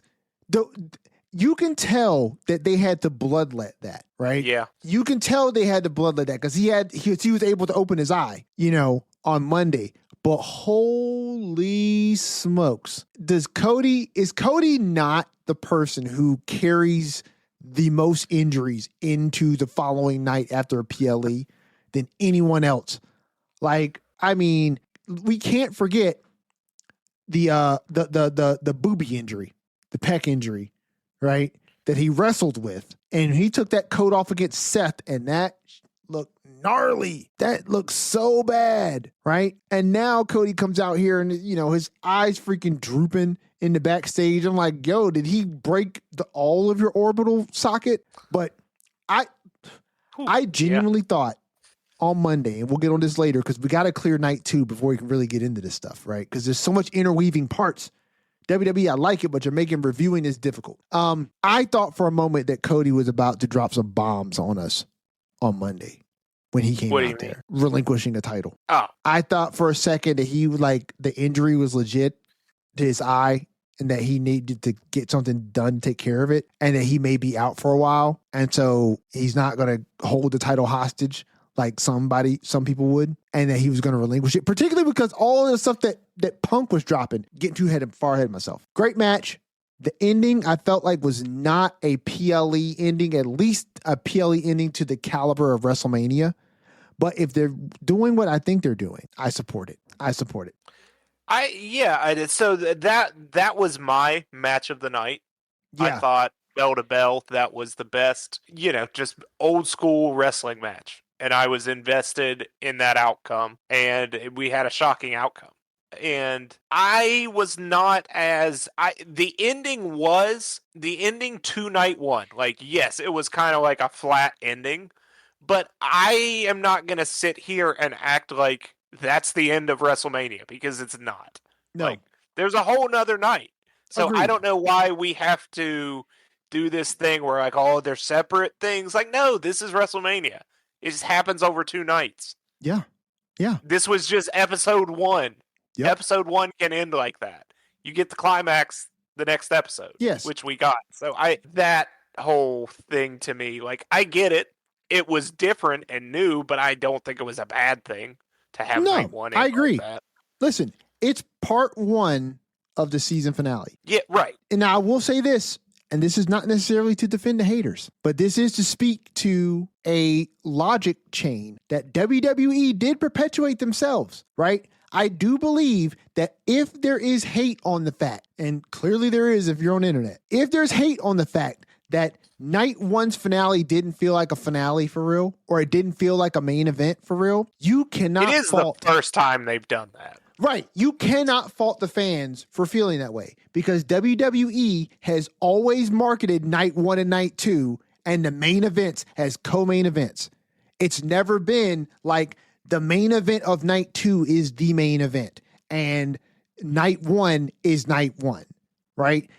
I remember saying that when we were watching this, like, this makes a whole lot more sense if you don't look at this like the main event. If you look at the main event, Roman versus Punk, as the main event of WrestleMania, right? Then, okay, this works because this is a really great match, right? That really pushes a feud forward, right? It's really a grand match that you wouldn't have on a Raw, that you wouldn't have on a SmackDown, and probably not on a standard PLE. It's a big match with a lot of big stakes, a lot of big payoffs, and a lot of world building. It's big. It's not main event WrestleMania big. But if you're not looking at it like it's a co-main event, it doesn't have to be. And it takes that pressure away from it. And it makes it everything that it was supposed to be. I like the fact that looking at WrestleMania as not night one with a night one main event and night two with a night two main event. And looking at it as part one and part two of a PLE, right? With the main event being at the end of the show, which is both nights. So I like that. I genuinely like that. And honestly, it makes the number one spot mean something, right? It makes the number one spot mean something again, the way it used to when WrestleMania was one night, right? To be the main eventer of WrestleMania meant that you were the main eventer. You were the biggest draw, the biggest talent, right? On the biggest stage in the biggest match of the year. And when you separated it, then you left room for two biggest matches and two biggest matches of the year. And it's like, I don't know, you can't have two main events. It didn't make a lot of sense unless you looked at the shows like they were separate, right? But if they're rectifying that with this, I am all okay with this. And like I said, if what they're building is what I think they're building for moving forward with some of these storylines, I am 1000% in support of this. So let's get to night two so we can get to Raw and what it is that I'm thinking, dude, because I think it's huge. I think it could be huge. So night one, we talked about ISO speed. And okay. Are you on the right night? This is night two. Oh, wait, I didn't scroll up far enough. We're at Brock and Oba, baby. You're right. I didn't scroll up far enough. That's right. My bad. Okay, night two, WrestleMania Sunday, Brock versus Oba. There's no need to prolong this, folks. The intros happen. Oba does the longest strut in Oba's history. Mm-hmm. He comes down to the ring, and honestly, this is just the way we kind of thought it was going to be. The match didn't last too long. There was some offense that was traded. Brock hits Oba with an F5. Oba sells the F5 for all of like 3 seconds. Yeah. I mean, to be honest, Oba was more dominant in the match than I thought he'd be. Yeah. In the sense that he was never in trouble. No. I thought he'd at least get a good 2 count out of the F5, but he got a no count. No. He got a no count. He never even got pin attempt. Yeah. Like, he looked like he was selling that F5 for all of 2 to 3 seconds. And then he rises up off the ground with his arm, with his hand on Brock's throat. Yeah, pretty much. And then he choke slams Brock. And then he picks Brock up for the fall from grace. 1, 2, 3. The match is over. Oba is beating his chest. He leaves the ring. And arguably, the talk of the town is Brock Lesnar in the ring after the match is over. Brock looks like he has accepted the fact that he is at the end of the road. And he proceeds to unstrap the gloves, unlace the boots. He looks like he's tearing up. Yeah. And as the crowd begins to recognize what is happening, Paul Heyman gets in the ring. Paul Heyman looks emotional. He gives Brock a hug. They exit. And it's the longest 75-yard walk as Brock Lesnar leaves. He turns multiple times and he genuinely thanks the fans. He's handshaking some people. He's giving some people some high fives. This is all out of character for Brock Lesnar, right? This is not the character he portrays on the show, right? The Brock Lesnar he portrays on the show does not shake people's hands and is not high-fiving people and telling the fans thank you and showing any emotion that would portray weakness. But Brock is just himself in this moment. And as he leaves, he waves bye to the fans, and he leaves with Paul Heyman barefoot in his Hanes socks, which Skeena so appropriately same pair I've got. Socks that you wear. And you were not the only person that commented on that. Like, I saw it online, and people were just like, and Brock wears Hanes socks. I'm like, what did you expect the man to, like, Gucci? I don't know. Like, I'm trying to understand, like, not the same ones I get it. Yeah, but he gets them at Target just like the rest of us, I guess. I mean, even if he did get them for Target, like who else is making socks? Socks and underwear, I don't and know. less so. I'm sure one of his many sponsors. Like Hanes. Well, maybe. I mean, listen, I don't recall, unless I go places like Target, unless you're buying like Goodfellow socks, right? Like, who else is making socks besides like Fruit of the Loom, Hanes, right? And I'm talking about just basic socks. Because yes, you can have like the niche socks. I have a ton of niche Yeah, socks. like I have didn't no you idea think who he? made Well, those yeah, socks. like did you think he'd just be under his wrestling boots in one of the biggest wrestling matches of the year? He's just rocking the Hanes Target Yeah, socks. who gonna see the socks? Well, Who gonna see the socks? It's the same for me. It's the same mantra of like life is too short for matching socks. yeah. You know what I'm saying? Like You don't match them either. I match my socks. My wife doesn't. I match my socks because I rarely have missing socks, right? But I've had instances where it's like I'm heading out the house, I need to put socks on my feet, right? And now here's the thing I won't do. I won't mix and match socks of different type. Yeah, Color, but yeah, Kelsey makes and sometimes matches. Yeah, I, doesn't matter. Like, so it doesn't matter. If I'm not taking my shoes off somewhere, I You don't are really wild. care, right? I might have a white ankle sock and a black ankle sock, right? But I'm not gonna put on like a white tube sock and a black ankle sock. That's weird. But to each their own. But no, Brock had matching black Hanes socks, and there were some people who were shocked. That Cowboy Brock, who comes out in probably regular ass Levi's 501 boot cut, right? Probably. You know what I'm saying? Is somehow rocking socks that are not your regular schmegular socks.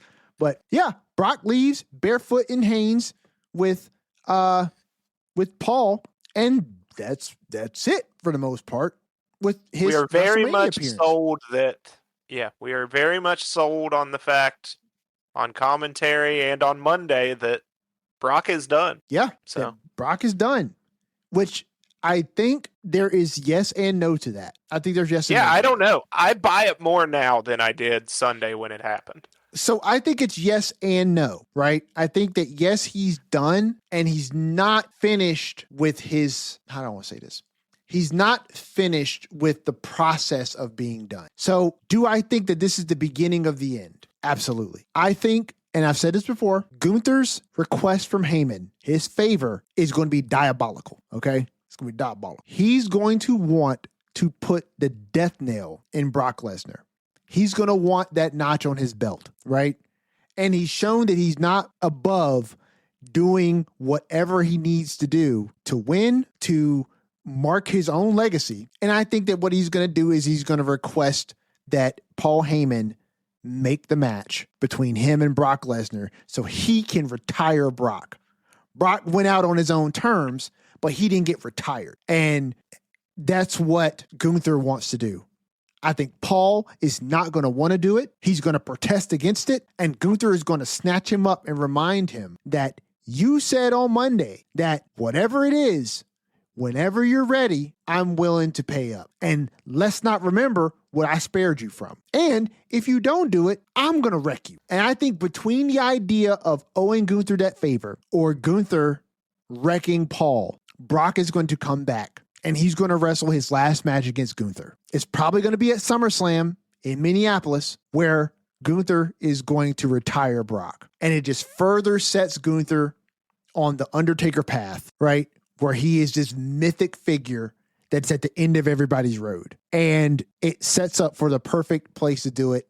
Because everybody was like, if this Brock's last match, you would have thought it would have been in Minneapolis. That's because I think that it's not his last match. I think he is done. This is the last time you'll see Brock Lesnar at WrestleMania. This is his last WrestleMania, right? This is his retirement tour without announcing a retirement tour. This is more AJ Styles than it is John Cena, right? And I think that you're going to play it differently than AJ, though. It's going to be like, Brock's done.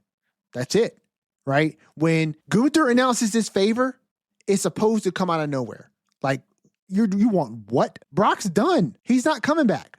And either Paul's going to have to do something really weaselly to rope Brock into something he does not want to do, or Gunther is going to have to like threaten Paul or hurt Paul in some way. And that's going to bring Brock back for one last match. And you can build to that because Gunther has been built up as this figure.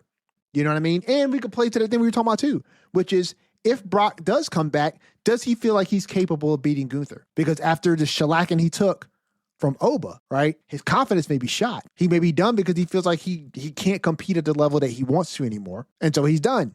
But now he's locked into this favor that Paul owes, right? Or to protect the sweet sanctity of Paul's safety. And he's going to come back for one last match and Gunther's going to topple him. But your thoughts, Skeena? Yeah, I mean, all that makes sense. I'm with you. I'm just more convinced now that Brock may be done. I don't know why. The more I sat with it, maybe he is done. But maybe they're playing me like a fiddle too. But regardless, great execution with the match. It was entertaining. It was fun. It did everything we needed it to. With Oba follows up with the 4-word promo on Monday. Just like we predicted. Oba opens the show. Crowd is as into him as they have been anyone ever. For the most part. We get Oba chants for a few minutes, and he just gives us the ruler has arrived. Drops the mic, and that's it. And that's exactly what we needed on Monday. We didn't need to go further than that. That's all you needed. So everything they have done from the Royal Rumble through the Raw after WrestleMania with Oba and Brock has been perfect, I think. Yep. So I can't think of how they would have done it any better. Yeah, no, I agree. I mean, hands down. It's crazy to think. I mean, I went on the whole diatribe about Brock and what could be happening with Brock and Gunther and everything afterwards. But when it comes to Brock versus Oba, there's not a whole lot to say about it. And it's ironically not the same as like not having a lot to say about some of the other matches, right? This was just executed flawlessly. It's like there's nothing to add. Like you had the perfect setup. You built on the perfect setup perfectly. You executed flawlessly. And when it came down to do, you did exactly what you needed to do. Exactly what the fans were expecting. This is one of those situations where giving the fans exactly what they want is exactly the right move. And yeah, it was time. It was time to crown this guy. He appears to genuinely be a once in a generation talent. You know what I mean? Not just in his capabilities in the ring, but just his presence, his aura. Like he just resonates with the fans in a way where it's like you have this perfect cacophony of characteristics and traits that are just making for a perfect moment. And WWE capitalized perfectly. I hesitate sometimes to say that something was executed without a flaw. But this was done flawlessly. Absolutely flawless. The next match of night 2, which arguably had me holding my head the most because somebody else's head was rocked by a ladder, was the Intercontinental Championship ladder match. Javon Evans, Penta, Dragon Lee, Rey Mysterio, Rusev, and JD McDonagh in this match. So I don't believe, Skeena, that this is or was the most exciting ladder match I've watched. I think last year's ladder match was a bit more interesting than this one. I was honestly more concerned with Rey, how he was going to interact in this match. That spot where he got tossed over the top rope onto Rusev through that ladder. Yeah. And the way that ladder smacked him in the head, I genuinely was holding my own head thinking, I think Rey's concussed. The way he fell off of Rusev, I thought he was out cold. But Rey was right back in the match. I mean, kudos to the man. I mean, stem cells are an incredible thing. But yeah, this match was great. It ended arguably the way that it should, keeping the title on Penta because you invested a lot in Penta, and to take it off of him right now was probably not the right move. I heard something online that I absolutely agree with. I think that in place of doing these like ladder matches at WrestleMania, the Money in the Bank ladder match should be on WrestleMania. I believe Simon Miller positioned that. Bringing it back. Yes. The only issue now, I think, is that you have two. You have a men's and a women's to do. And maybe they want to keep it to one per WrestleMania so you don't get that overload of ladder matches on WrestleMania, and they keep it to just... Which is why I'm fine with it staying its own thing, just because there are a men's and a women's match now. Yeah, I think so. Here's my only pushback on that, right? I almost feel like it would be better suited for a 2-night event like WrestleMania. You've got 2 ladder matches, put one on each night. You know what I'm saying? Like put one on each night. I feel like the intrigue that comes from a Money in the Bank ladder match fits perfectly on the WrestleMania card, right? You're setting the table, you're setting the stage, not just for who could win tonight, but like who is being set up as the next big characters moving forward, right? And you still have a year to cash it in. Now you have exactly a year from WrestleMania to WrestleMania, right? To cash these in. I can imagine somebody winning a briefcase on night 1, cashing in on night 2. That would be wild. Like that just is some wild storytelling elements that you could add in there. And I think just the magnitude of what that match is just fits a WrestleMania.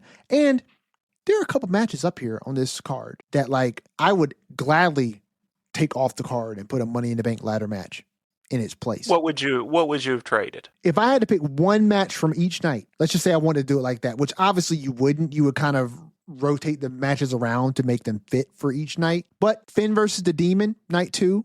The Demon versus Dom, night 2. Yeah. I'd replace that with a Money in the Bank ladder match. I would replace that with a Money in the Bank ladder match. I would have the IC title match be not a multi-man ladder match, would be maybe a singles match or a triple threat of some kind. You could build around that, right? And then for night 1, let me scroll right down here and look at these real quick. Night 1, you could do Drew and Jacob. You could replace that match. I think that's what I would replace. I would replace Drew and Jacob. Like, it's a cool match, right? But the stakes are very little. They're very low, right? Where you go with this feud afterwards, nowhere, because you're done with it, right? And like we said, it don't get no bigger than fighting all night long and falling off of a building. You know what I'm saying? Like, I would have put a Money in the Bank ladder match on either night, right? You crown a new Money in the Bank winner. You open up this intrigue all night that's like, could somebody cash in tonight? You know what I'm saying? Could somebody cash in on Cody after he got punted? You know what I'm saying? And his eye is like a freaking bacon bit on his face, right? And then somebody's music hits. They won the ladder match earlier that night. You know what I'm saying? Like, it's just wild things that you could introduce into your storytelling that could help you get yourself out of booked corners. And if you don't want to use it, you don't have to use it. You can still have it for a year, right? But yeah, I thought that was an interesting idea. But so your thoughts on the ladder match and that idea in general? It is. I mean, I like Money in the Bank staying as it is. I think as cool as it would be to have those at WrestleMania, and does it feel like it's in the right place at WrestleMania? Yes. But I think if you're having one ladder match each night, then do you risk not being able to do other big gimmick matches, because then it just feels like a big gimmick match fest at the pay-per-view, which it could at WrestleMania. I get it, but I'm not clamoring for it right now. As far as this match goes, it was awesome. Like, there were a bunch of great spots, bunch of very dangerous spots. These guys thankfully came out all in one piece. After, and it was good. It was what it was. Penta retained. We don't have a bunch of story and character development to talk about coming out of it, which is a couple of these matches tonight are like that. So yeah, we'll leave the huge blow by blows to other podcasts. Agreed. And listen, that's honestly part of the reason why I think the Money in the Bank ladder match would have been, you could put it in place of this. Like, you could have put it in place of this. Like, there's literally no real story, anything to come out of this. Yeah, this is just the... You know what I mean? It's just an obligatory... Look, we've had a ladder match on the WrestleMania card ever since WrestleMania went to 2 nights. Ever since it went to 2 nights, we've had a ladder match on the card, right? And you want more. I'm saying not everyone is consequential. You're putting a ladder match on the card because it's WrestleMania. There's a better reason to put a ladder match on the card. Money in the Bank, right? This one is just a ladder match for ladder match's sake. The title didn't change hands. It didn't build any story, really. I mean, Rusev holding the title up as if Rusev is actually going to win the IC title off of Penta? Like, no, we didn't really build anything really with this. It was just a great match to have at WrestleMania. Don't disagree, right? But if you're going to put a ladder match up there because you want a ladder match on WrestleMania, let's put one up there that's got some actual stakes that actually matter. And it does not require a champion to either lose their title in the match, right? Or put a title on the line that you know you're not going to change hands with. I don't think anybody went into this match really thinking Penta was going to lose that belt. No, not you know really. what I'm saying? And so it's almost a foregone conclusion. And then it also messed up things with Vikingo, right? When Vikingo challenged him for the IC title before this, we already knew it wasn't going to happen because he was going to be defending it at WrestleMania. So it just kind of throws some things out of whack, and you don't have to. But I get the idea of keeping it on its own PLE, but then you still have 2 ladder matches that are in a shorter span of time. And sometimes I would argue that like there ain't enough time to breathe between the first one before we're getting the second one. And if the men go first, which they rarely ever do, but if the men go first, the women typically don't top that, you know? So, but anyway, Trick Williams defeats Sami Zayn for the United States Championship. Skeener, we called this match to the T. Mm-hmm. To the letter. We really did, yeah. We called this one to the letter. Everything from Sami coming out here, Sami trying to cheat, not being able to cheat and win, to him attacking Little Yachty, to Little Yachty then getting involved, cheating on behalf of Trick winning. Only thing we haven't gotten yet, because we haven't gotten to Friday, is a Sami Zayn promo segment where maybe he is reluctantly congratulating Trick for winning, but also backhandedly, actually not backhandedly because he's doing it into his face, but saying that he couldn't have won if he didn't cheat and that he had Little Yachty cheating for him, and, you know, totally glossing over the fact that Sami won the match. He won the U.S. Championship underhandedly, and then he's been taking shortcuts to win. But I am happy that the outcome came out the way that it did. It was time to adorn Trick with some gold.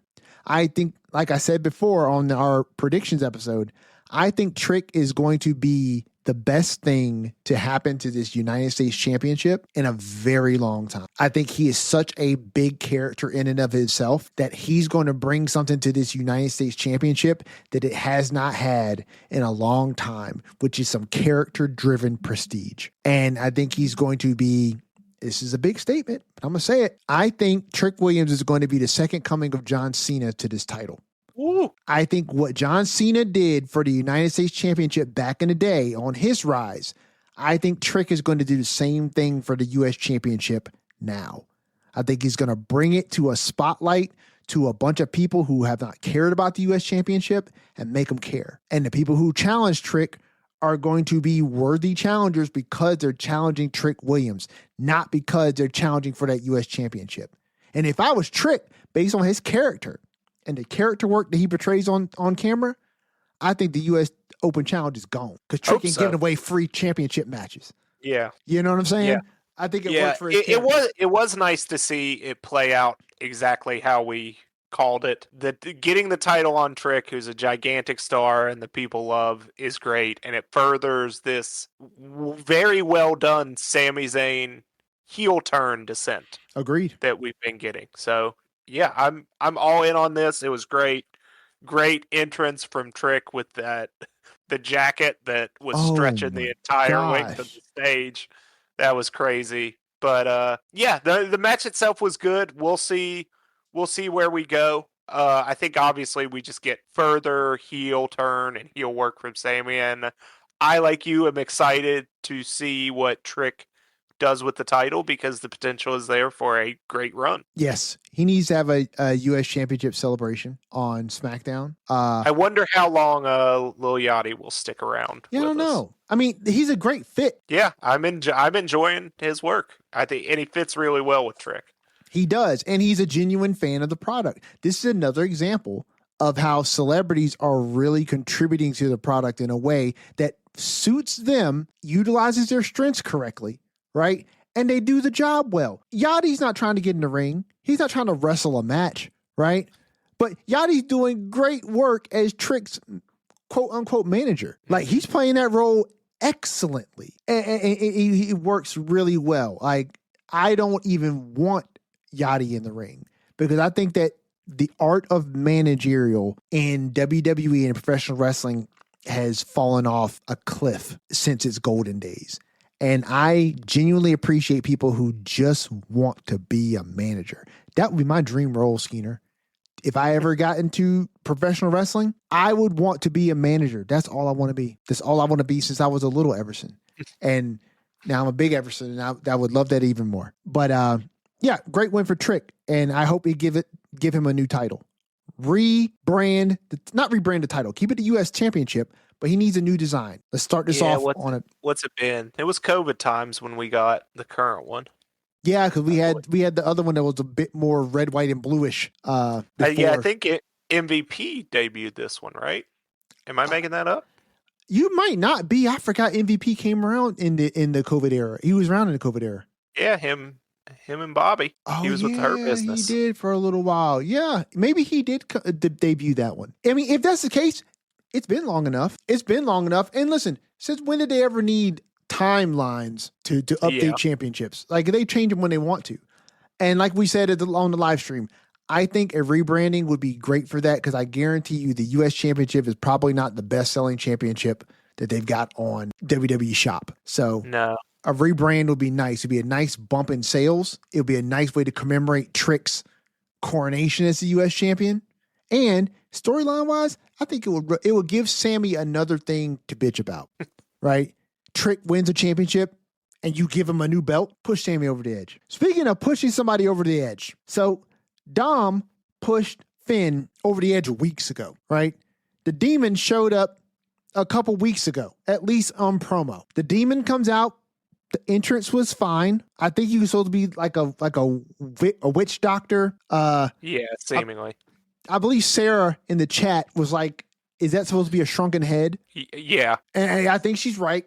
I think it's supposed to be a shrunken head. I thought this match was good. I thought this match was fun. This was probably my least favorite match of night 2. Yeah. But like I said, all the matches I think were good. So I think the baseline is good, right? There's nothing that was it's bad. not like the quality of match wasn't good. It's just something has to be last, you know? Yeah, right. That's exactly. That a few times. Something Perfect way to describe that. Something has to be last. They're all good matches, but something has to be last. And I think this one was last. I thought that Dom's entrance was top notch. I thought it was the number one entrance until we get later down the card. But yes, him coming in on that throne, I could not pick out all those luchas that were carrying him out on the throne, but I guarantee you some of them were AAA superstars. I just can't pick them out based on they their all ring had gear. different gear. Yes, I couldn't pick them out based on their ring gear. But it wasn't definitely guys they put in gear. It was guys and they had their own gear. Yep, absolutely. You don't put on random like gear to put Dom's mask on. Like that it didn't make no sense. But this match was good. Entrances were great. The winner is exactly like you said. Who should have won here, which is Finn. This is another Vision and IShowSpeed versus Usos and LA Knight type match, right? Where it's like, yes, it's a foregone conclusion. There's nothing really on the line. The title wasn't being defended. Obviously, the AAA Mega Championship was not being defended at WrestleMania. So Dom was safe to take that L. But yeah, good match overall. Nothing much to say about that one, Skeena. Yeah, I'm with you. The same thing. We didn't get a whole lot of story advancement. So the things I mean, Dom's entrance was great. Demon's always cool to see. Match was good. Finn gets a win. He is seemingly on a little bit of a push up the card, but according to Raw, not done with the Judgment Day quite yet. He came for JD and he beat JD, but Dom interrupted his celebration, so we'll see if they run it back or anything, or if Finn splits and goes on, but we'll see where it goes. But it was good. It was, it was fine. It was good. Good, fine, but not something I'm going to remember years from now. Agreed. I want Finn and Dom to run it back on AAA. They might. That's what I want them to do, is run it back on AAA, have Finn go down there as the Demon in AAA. And I think that would be a great place for that feud to kind of have its blow off. Rhea Ripley defeats Jade Cargill to win the WWE Women's Championship. Notice how it doesn't say undisputed. It's just the WWE Women's Championship. So this match I genuinely thought was going to go the other way. But WWE decided that taking this belt off of Jade right now was the right move. I feel like everything in this match happened exactly the way we called it, except I picked the wrong winner at the end. Yeah, I still don't know why you picked against Rhea here, to be honest. I just thought that they were going to have more to do with the EO aspect of this. At the very least, that would branch in Kyrie and Asuka and other things, right? But no, EO came out. She helped to beat off the baddies, right? Rhea saw her friend, got encouraged, right? And then she hits the Riptide after failing to be able to do it the first time. And she hits the Riptide. She pins Jade. 1, 2, 3. They celebrate in the ring. Match over. And then on Raw, Io and Rhea just part ways. They just part ways. They're going their separate ways because she's a champion on another show now. Okay, that was the last thing I thought we were going to do with this. But all right, fair enough. Yeah, I mean, honestly, it's kind of how I expected it to play out. This was the closing of the chapter. They kind of want to. It shakes up SmackDown a little bit, gets the title on one of the biggest stars in the company, and hopefully Rhea injects a little life into the women's title scene over there on SmackDown, because as we say every week, it has been sorely needed. And I think her star power will do well over there, and maybe opens Jade up to do some other things too. I thought this was a good match. I thought Jade did well, Rhea did well. I thought it was one of Jade's better matches. Entrances were cool. I loved Rhea's her gear, the Insane Asylum gear, the straight jacket gear. Yeah, that was cool. But yeah, this was seemingly final. I don't think we're gonna get any more Rhea and Jade stuff. Yeah, I don't know what that was about on Raw. You mentioned, we see Rhea and Io saying their goodbyes and parting ways, but then we get Liv watching Rhea. So I don't know what that tease was about, but we'll see if they go anywhere with that. But they exchanged maybe some words and some glares. So who knows? But a world of possibilities for Rhea on SmackDown. Hopefully that injects the life that has been sorely needed over there. I don't disagree. Listen, I would like to think that maybe you could use Rhea's star power to maybe inject some fire in that division and people who are not particularly Jade, right? Tiffany Stratton is currently competing for the Women's United States Championship. She's in the mid card right now. At the top of the card, you got Jade, I believe. Jordan Grace is injured. Is she? Didn't she wrestle on SmackDown? Maybe she did. Maybe she's not injured. Maybe I'm making that up. But if she's healthy and she's wrestling, maybe you could bring her around Rhea. My concern is this. On Friday, WWE need to call up some women. They need to call up some women to infuse that roster on SmackDown. Because honestly, Rhea is a star for sure. But I'm going to be real with you. If there's one thing I've noticed about Rhea over the last 6 months, Rhea is a dynamo in the ring. Rhea can hold her own on the microphone, but Rhea is not the strongest on the microphone. She's not the strongest. That's not a knock to her. It's just the reality. She's not the strongest on the microphone.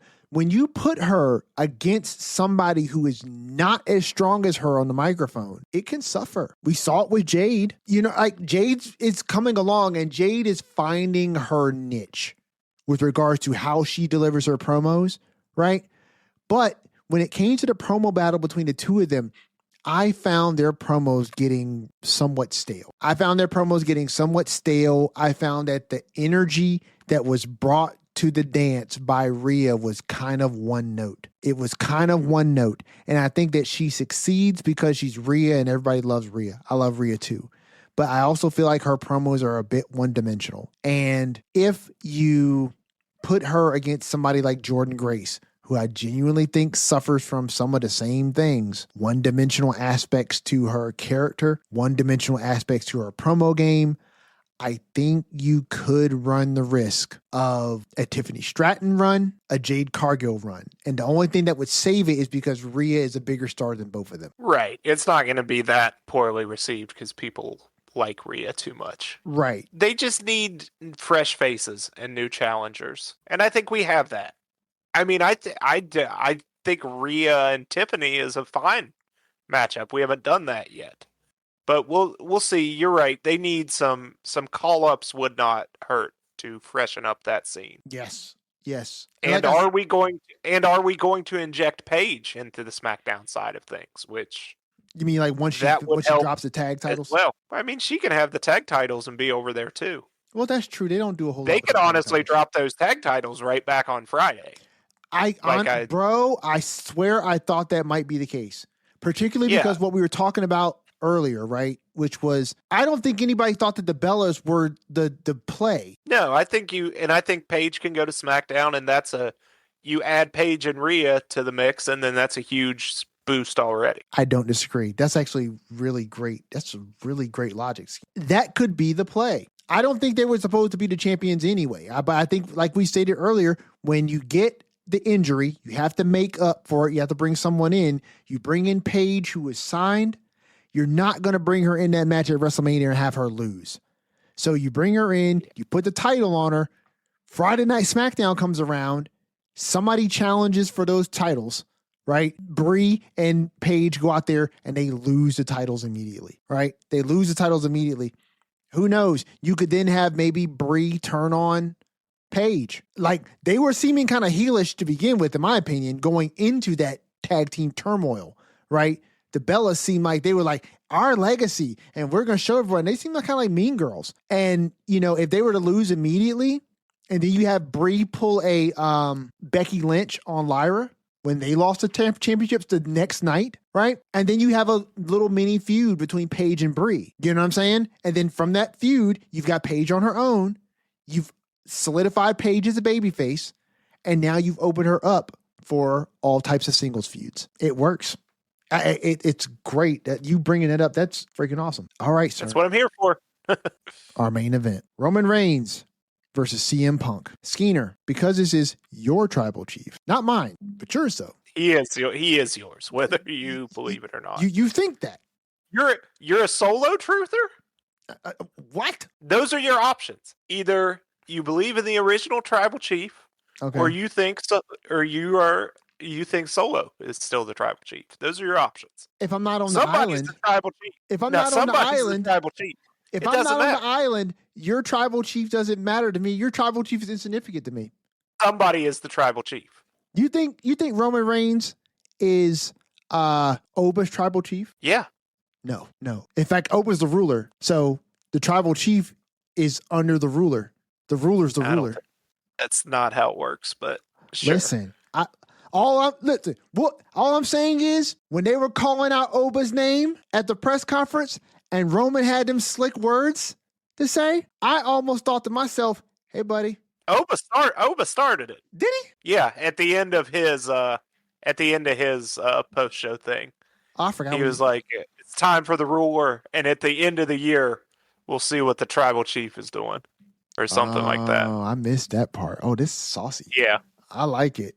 I like it a lot. Yeah, Oba called him out. I like it a lot. Hey, look, setting up the stage. Mm-hmm. I got you. Okay. Skeener, because this is your tribal chief, not mine. Give us a breakdown. Yeah, I mean, we get, first of all, both entrances, absolutely incredible. Yes. Roman gets what is now the tradition. He gets the classical operatic treatment to the theme. We get the old theme back. Yes. We get head of the table back. He has a great entrance. Punk, another classic entrance, gets his old ROH theme. Miseria Cantare, the AFI song comes out. So great. As people were calling for. Was awesome. We get a nice little video package. Punk's on top of Allegiant Stadium with a drone shot. Comes out after the song ends with no music playing, which is seemingly his new thing because he did that again on Monday. He did it on Monday, which is interesting. It's different for sure. And I don't know how I feel about it. I don't know either. I liked it for the one night for sure. Yes. But then I don't know if I like it for every night, but we'll see. Yeah, we'll see. But I mean, bell to bell, like I said, had the potential to be one of the greatest matches of all time, and I think at the very least, it's one of the greatest WrestleMania matches of all time. I will stand on that hill. I'm prepared to fight to the death on that hill. I thought it was everything it needed to be. I'm not sure how much more they could have done. They just a back and forth, and at the end, we get the story told that Roman was right and Punk, the older CM Punk, ran out of gas. Because towards the end, we get Punk hits a GTS, Roman falls into the ropes, he falls right onto CM Punk's shoulders in a flashback sequence for another GTS, and Punk collapses trying to get him up. That after however long it was, he just ran out of gas on that night. Roman takes advantage, gets the win. There's no outside shenanigans. We just went mano a mano, and I thought it lived up to everything it could be. Yeah. We get Roman back on top of the mountain, and we've got things to discuss, but a new direction to go. But I thought this was the clash that it could be between definitely two of the best of the now and two of the best of all time for my money. Yeah, I thought this match was really good. I thought this match was everything that it needed to be. I don't know if I would go so far as to say that this is the best WrestleMania match ever. I don't know if it's the best, but I think it's hard to say it's not one of the best. I mean, there are a number of matches I think that you could put into the category of one of the best. And I wouldn't say that I wouldn't put this one there, but I think either you are like amongst the guys or you're the guy. And though this, I believe, is amongst one of the best matches, I would not put this match over Cody Roman 40 night 2. I think that was just objectively probably not, but you're a better match. I never said it was the best. Well, I said it was going to be one of the best. Well, I'm just saying. I said that I don't think I would say that this is the best match. I probably wouldn't either, but splitting hairs. And listen, well, we got to check Cage Match. I think Cage Match said it was a 7 out of 10 or something. Yeah, I don't know if I would give it a 7 out of a 10. Like I'm not one to give number ratings like that, but let's see what the fine folks at Cage Match rated it. There, look that up. So I'm going to. I think this was a really good match. I don't know, at least from what I was observing from what CM Punk said, what Roman said in those promos on Monday, neither one of them seemed to allude to the fact, and correct me if I'm wrong because I may not be remembering correctly, neither one of them alluded to the fact that Punk was too old to get the job done. Am I wrong about that? No, they did not. But okay. I think there was no reason to do that as they were going their separate ways. I think it was Roman alluded to Punk and said, despite the fact that I hate you, we made magic under the brightest lights or something, right? Yeah. And I think Punk was more along the lines of, he gave it my all. He's still the best in the world, but it just wasn't my night. Yeah. Which is fine. I think they're both going forward as somewhat baby faces. Yes. Punk obviously is. Roman is just whatever he is at this point. And so I don't think they needed to go back to that. I think it was what it was. Yeah. No, look, I agree. And I think that we both picked Roman to win this. It just felt like the right move to be happening at the time, right? And as he said post show, he's going to be around all summer, and I think that's unequivocally a good thing to have Roman Reigns on weekly television shows more often. I don't disagree. I also think that's why we've put the Usos back with him, because I think WWE, if they're going to have Roman on all summer, I think they want to try and capitalize on the appeal of the bloodline, the original bloodline, by aligning Jimmy and Jay with Roman again. I did not realize that I would like to see that until I saw the backstage segment before Roman came out, right? And you got Jimmy and Jay backstage are both wearing the Oakland Raiders jerseys, right? And Roman, Jay wearing his backwards because he's definitely a backwards jersey guy. Definitely a backwards jersey guy. And Roman acknowledges them. He walks past and he stops and he turns and looks at him and he's like, come on, Yeah. come on. And then they're like, all right, bet. And then the head of the table hits and you have Roman coming out with gold being flanked by the Usos. And it's just bloodline. Just all feels over right, again. doesn't it? It feels like it's supposed to be this way. And, you know, I think because Roman is going to be on our television, I think that this was absolutely a WWE move to put the Usos back with Roman and try to recreate a form of that magic. I don't think they're going to do the same thing. There's no need to try and retread the tire, you know, or reinvent the wheel. But I don't think they're going to go that route at all. I think they're going to do something different, but they're just bringing the band back together. You know what I mean? Which threw me when Jacob Fatu showed up because I thought we're getting this reformation of the bloodline. Here comes Jacob. Jacob is going to look adversarial at first, and then he's going to throw the one up. That's what I thought was going to happen. But then he was like, nah, I need that title. I need everything that comes with that title. Yeah, that was a great way to get to this, I thought. You know, and I am open to what it is that they're going to dive into because they've done a decent enough job of fleshing out a couple things. They've done a decent enough job of fleshing out who Jacob Fatu is through the Drew McIntyre story, right?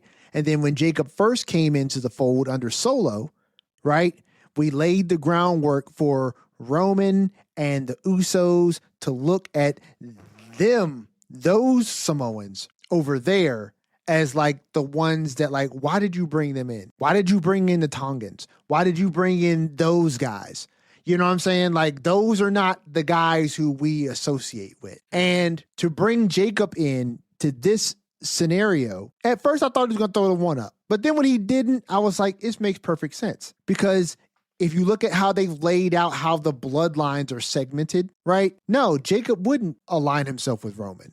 Just because they're all Samoan and they're ultimately from the same family doesn't mean that like these Samoans fuck with those Samoans. You know what I'm saying?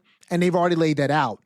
So it makes sense, right? I'm looking forward to seeing what it looks like for Jimmy to talk some sense into Jacob, as if that's going to do anything. And I'm interested to see where this goes because Roman's on TV. He's going to be on TV. And, you know, honestly, did I think that Jacob at this point was going to be thrust into this big of the spotlight this quickly? I did not. No, I don't think anyone did. I don't think anyone thought Jacob Fatu is going to come over from SmackDown and challenge Roman. But I'm here for it, man. I really am. I thought it was cool. Yeah, I don't disagree. I thought it was good promo by Jacob. The fans were really behind him. Oh yeah, sure. They're trying to they got the no breaks with it, but and I'm not saying I'd be good at it either, but I don't know how we're gonna do the fans going yada I mean. Yeah, I don't know how that's gonna work, but I'm open for everyone to try. But I mean, look, yada I mean, once you know the phonetics, it's not as difficult. But it's one of those things where it's mind over matter. You can't put the sauce on that Bay Area sauce on it. Like you ain't got to. You blend it in the crowd. Like he's gonna be one on the mic with the Bay Area sauce. You just got to get the phonetics right.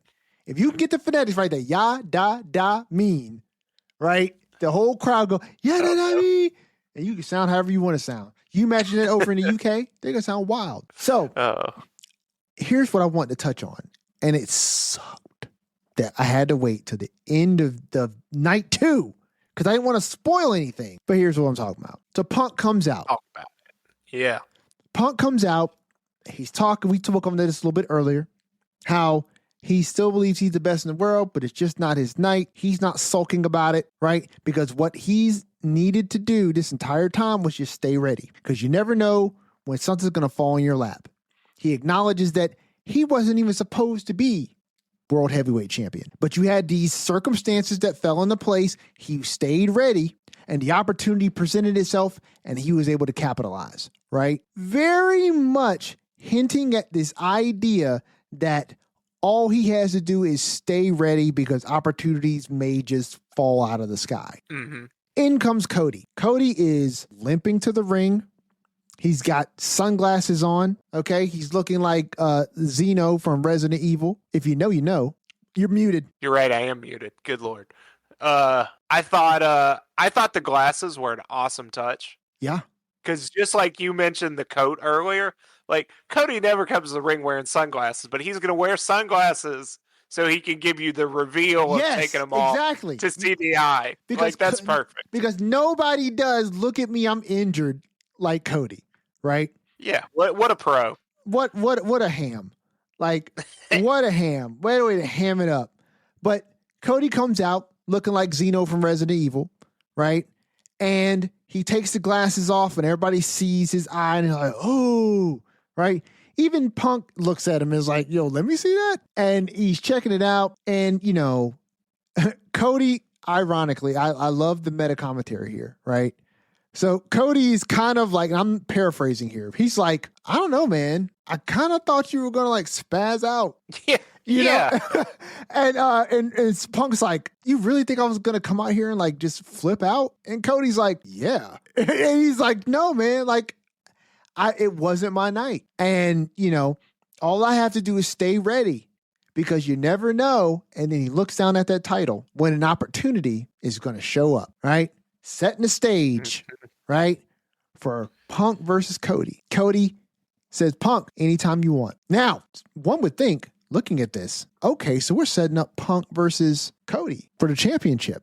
Well, where does that leave Randy? Because Randy's clearly not done with Cody. Well, I think it's because we're getting a triple threat. I think we're getting a triple threat between Randy Orton, Cody Rhodes, and CM Punk. This to me feels like bucket list booking for one Randy Orton, bucket list booking for CM Punk, bucket list booking for Cody Rhodes, right? Clearly that story was left on a cliffhanger at the end of night one, right? Randy's going to come back from this and he's going to want another shot at Cody, right? I think the way you tie this in and make the match work, ironically, Pat McAfee. We have not concluded all of the shit talking that Pat McAfee did to Punk, right? Punk may have something to say about that. Now, do I think Pat is going to come in on Randy's side? No. Do I think that Pat is even going to really be present physically here? Maybe not, right? But what he did, what he said, right, is a through line that could weave this match into making more sense than simply a triple threat, right? When Randy inserts himself in this, Punk's going to have some words for Randy about standing with somebody like Pat who would say all these things about the business, you know what I'm saying? And all of these things. Randy ain't got to give a damn what Punk thinks, right? And that Randy used this useful idiot as he needed. And when he wasn't useful anymore, I got rid of him. But this is between me and you, Cody. This ain't got nothing to do with you, Punk. And Punk's like, it's got everything to do with me, right? We've already acknowledged the fact that Cody is willing to give Punk a championship match anytime he wants it, right? I just think that WWE can connect the tissue that I have not been able to connect in the 25 minutes I've been thinking about this in the back of my brain, right? But they've laid out enough groundwork for this to make more sense to tie it together than to leave the ends loose. Do you know what I mean? Because we laid out a bunch of things over the last few months with Pat, with Randy, with Cody, with Punk, that now that Punk is divested from the Roman angle, because Roman's going his way, right? And we've tied him directly to Cody in the championship, and Randy's not done. It seems only fitting. Do you know what I'm saying? It seems only fitting that we do a triple threat between these three. And honestly, that to me, Skeener, is a blockbuster match. That match I am more excited for than seeing Cody versus Randy. I'm more excited than seeing Punk versus Cody. Is that triple threat between the three of them. What the promos could sound like, what the angles could be like. Oh my gosh. The match itself, call me crazy, but that could be a contender for match of the year. That, with all the story that you built into this prior to this point, that has your thoughts. So I thought the Punk and Cody interaction was great. Yeah. I thought Punk cut a great promo. I thought Cody was great. I was certainly not predicting, I don't think anyone was, that interaction. No. And I love what you laid out. I'm not sure if they're going to risk bringing Pat back in. Maybe not. I would love it.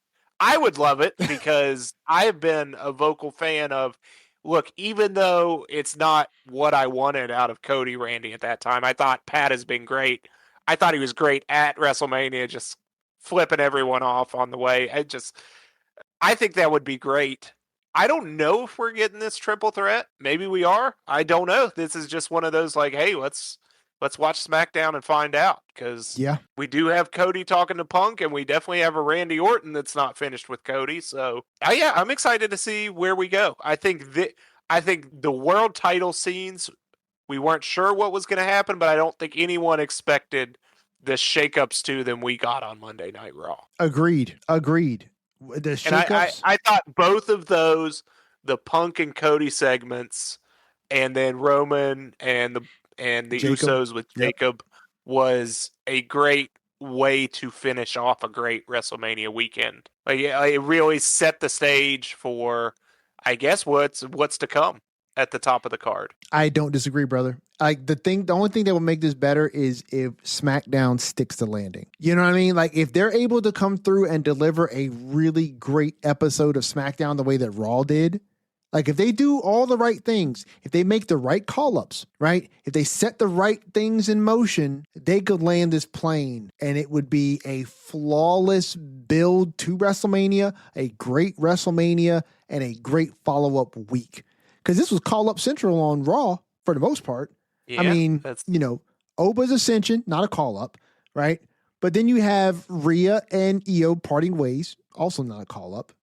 But then you have this interesting angle between Cody and Punk, obviously not a call-up, but we're setting up more things that are built off of a story that we purposefully left with the ends untied, right, on the first night of Mania. Then we get Ethan Page called up, which I think he's going to fit in really well on Raw.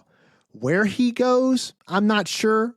He's obviously a solid mid-card. If he's able to ascend higher than that, we shall see. He's definitely a great talker. And the dude's bigger than I thought. Yeah, I guess I wasn't expecting him to be called up, but when he showed up, yeah, it's a good addition. Another player for that mid-card scene, as you said. Yeah, and then I was interested to see whether or not they play with, because I think, obviously it's no secret I'm not the biggest fan, but didn't he do stuff with Rusev in AEW? He may Ethan have. Page? I'm not a huge I fan thought of they AEW were. either. I thought they were a thing in AEW. So like when I saw them together and like give that little nod or whatever, I thought, oh, maybe they're gonna put them together. I don't know. I didn't even realize that Ethan Page was in AEW. I thought he was a TNA dude, but I could be wrong on that because, listen, I am admittedly a WWE guy. I don't really watch a whole lot of other promotions. So I don't know. You looking it up? Yeah, I'm trying to, but it's too hard. I don't even know what to Google. It's all good. If you wanted to Google it, I It's just not Googled that Ethan important Page anyway. and it would show where he's been. But he was in AEW. I'm just talking about whether or not he was anything with Got you. Rusev. Right after we get Ethan Page called up, we get Sol Ruka called up. Yes, we do. Listen, I have been saying for the longest time they need to go ahead and call up Sol Ruka. Like, she's ready. And sure enough, bro, that Soul Snatcher she hit, the crowd always loses their mind over that finisher. And the announcers do too. And it looked really great. And listen, that call up is solid because she lost her last woman standing match to Zarya on NXT. So she's done and she's on the main roster. That's pretty much a done deal. We had the Street Profits return, which I was genuinely surprised. I did not expect that. Montez lost the weight. Yeah, listen. And he referenced that in an Instagram post. Oh, so we were not seeing things when he. Yeah. Okay. I guess he had gained a good bit of weight. Okay. I know, because he was busy at home worried about other things apparently. So listen, he came out there looking pretty jacked. He did. He came out there looking pretty jacked. And I have to think, maybe that was the bulking before the cutting. You know what I'm saying? Like, it's very possible. A lot of guys do that. They bulk and then they cut. And so maybe that was what that is. When you said there was a bulk. There was a bulk. Bro, when you sent me that picture, I honestly thought that was Dawkins. Nope. I thought that was Doc. But, no disrespect, Doc, but you. But, Street Profits Came back. I was genuinely shocked. That was not on my 2026 Raw After Mania bingo card, but No.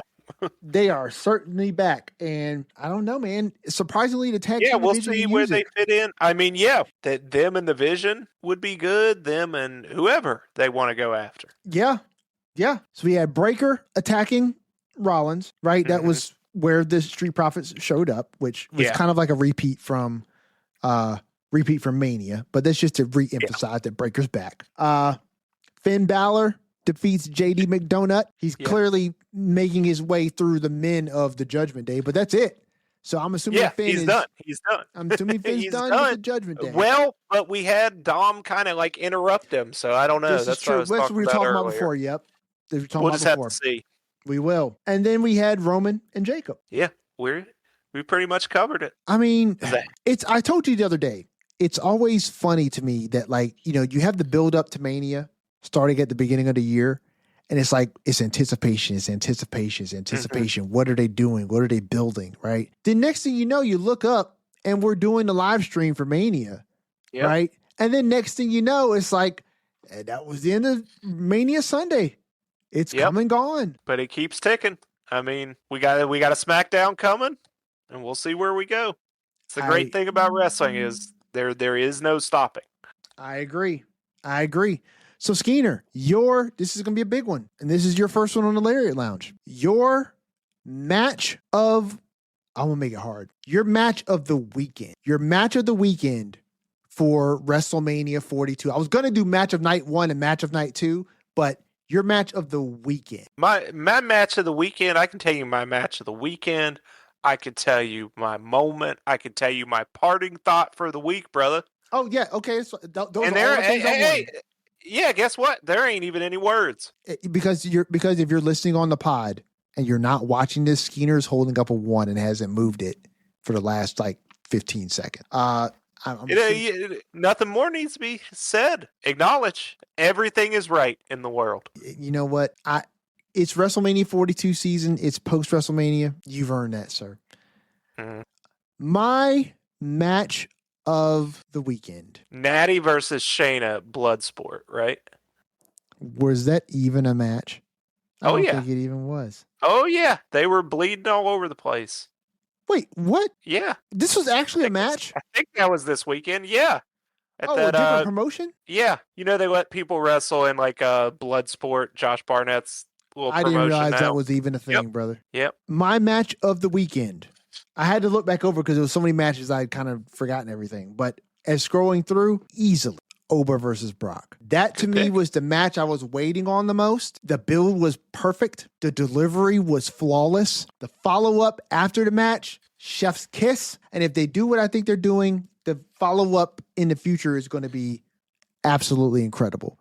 My moment of the weekend, I think it's going to be Paige returning. I think, yeah, if I'm splitting things up, like the Paige return was gigantic. It was huge. Like that's huge. It's huge. I literally, guys, if you were not there, I think after Paige debuted, I think periodically every 20, 25 minutes, I think it just randomly came out of me. It was just like, I can't believe Paige is back. Yeah. It hit me like that. I love Paige, and to see her back, incredible. So that's my match of the weekend, my moment of the weekend. Oh, my takeaway from this week. I am genuinely loving the idea of WWE doing more interweaving of their stories. I could not wait to get to the end of this episode simply because I had to get through the end of Mania Night 2 to start theorizing about what's coming next, because I needed to encompass all the beating parts of WrestleMania 42 for what it was that I was thinking.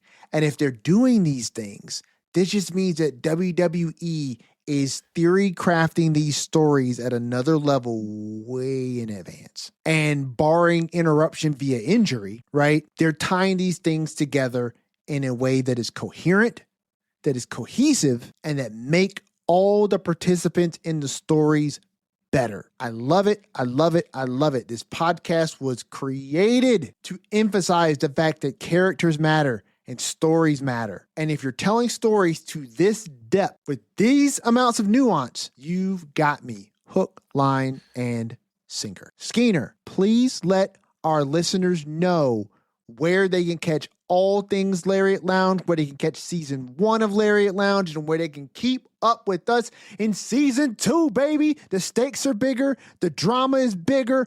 Everything's bigger in season 2. Let them know, Skeener. The new era of the Lariat Lounge. Catch us on YouTube. Search the Lariat Lounge. That's where you'll find us. All the episodes going forward, all the old episodes, all the old live streams, wherever we'll put our new live streams, that's where it's going to go. If you still like listening to the podcast in audio format, we're still wherever you get your shows, on Spotify, on Apple Podcasts, wherever your podcasts are, you can find us. Give us a follow over on Instagram at the Lariat Lounge Podcast. Feel free to DM us, interact with us. We're posting stories. Polls will go up. That's where you'll find notifications and links to our live streams. You can get your merch at prowrestlingtees.com/the Lariat Lounge. 6 awesome designs up there. The quality is great. Go get your merch if you want to wear our faces around or the logo around.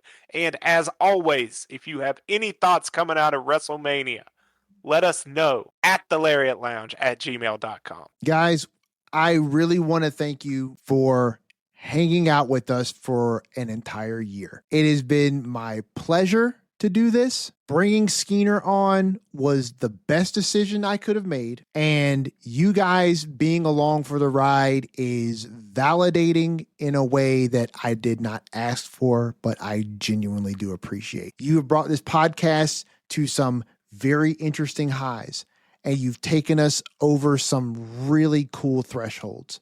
I genuinely think we are probably going to surpass 1,000 unique downloads probably this week. At one point, we topped out at 127 in the rankings for Pro Wrestling Podcast in the US. That is such a crazy feat.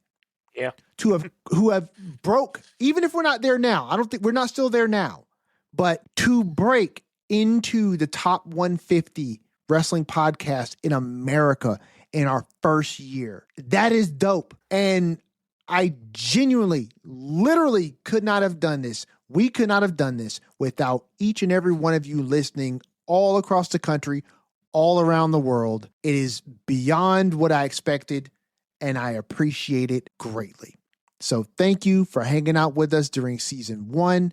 Season 2 will be more of this, but even better. I promise it. I guarantee it. From your host, unlike Lucha Underground, the pricing structure for the seasons is going to stay the same.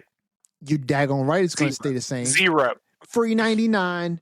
Yep. That price is not changing. We're never going to charge you per episode for the seasons, but there may be a Patreon at some point, probably sometime this year, because I got some ideas in the cabeza for things that we can do to enhance your experience, and it would help us. I'm gonna go ahead and offer it, just like WWE. If you want to put a headset on and sit at the table, $75,000 will bring you on. You know what? I wasn't even thinking about that, because that's crazy talk. But if somebody wants to donate $75,000 to the Lariat Lounge, you too can put on a headset and get on Discord and hang hang out. And unlike WWE, we'll let you talk. We'll let you say things. For $75,000, you can open the show. I'll let you do the open. In fact, if you pay $75,000, I'll let you do the open. I'll let you do Skeener's little segment about where you can reach us, and I'll let you do the watch yourself on the way out part, the outro too. We're kicking you off for the Lucha Lounge though. Yeah, dude, I have not been keeping up on Lucha the last couple of weeks. For those of you who don't know, I started a new job. I am at the same place I've been working, but I'm in a new position now. It is a bit more responsibility. It's a little more obligation on my part. And so the weekends have come around, and I've literally been face down in my pillow for a lot of it. So as I regulate to my new schedule, to the new things I'm doing, I will be able to open up more of myself as my energy kind of bounces back. But I have not been able to keep up with Lucha, because I will watch it on the, not Lucha, but keep up with AAA, because I watch it on the weekends for the most part. But I will be getting back to that really, really soon.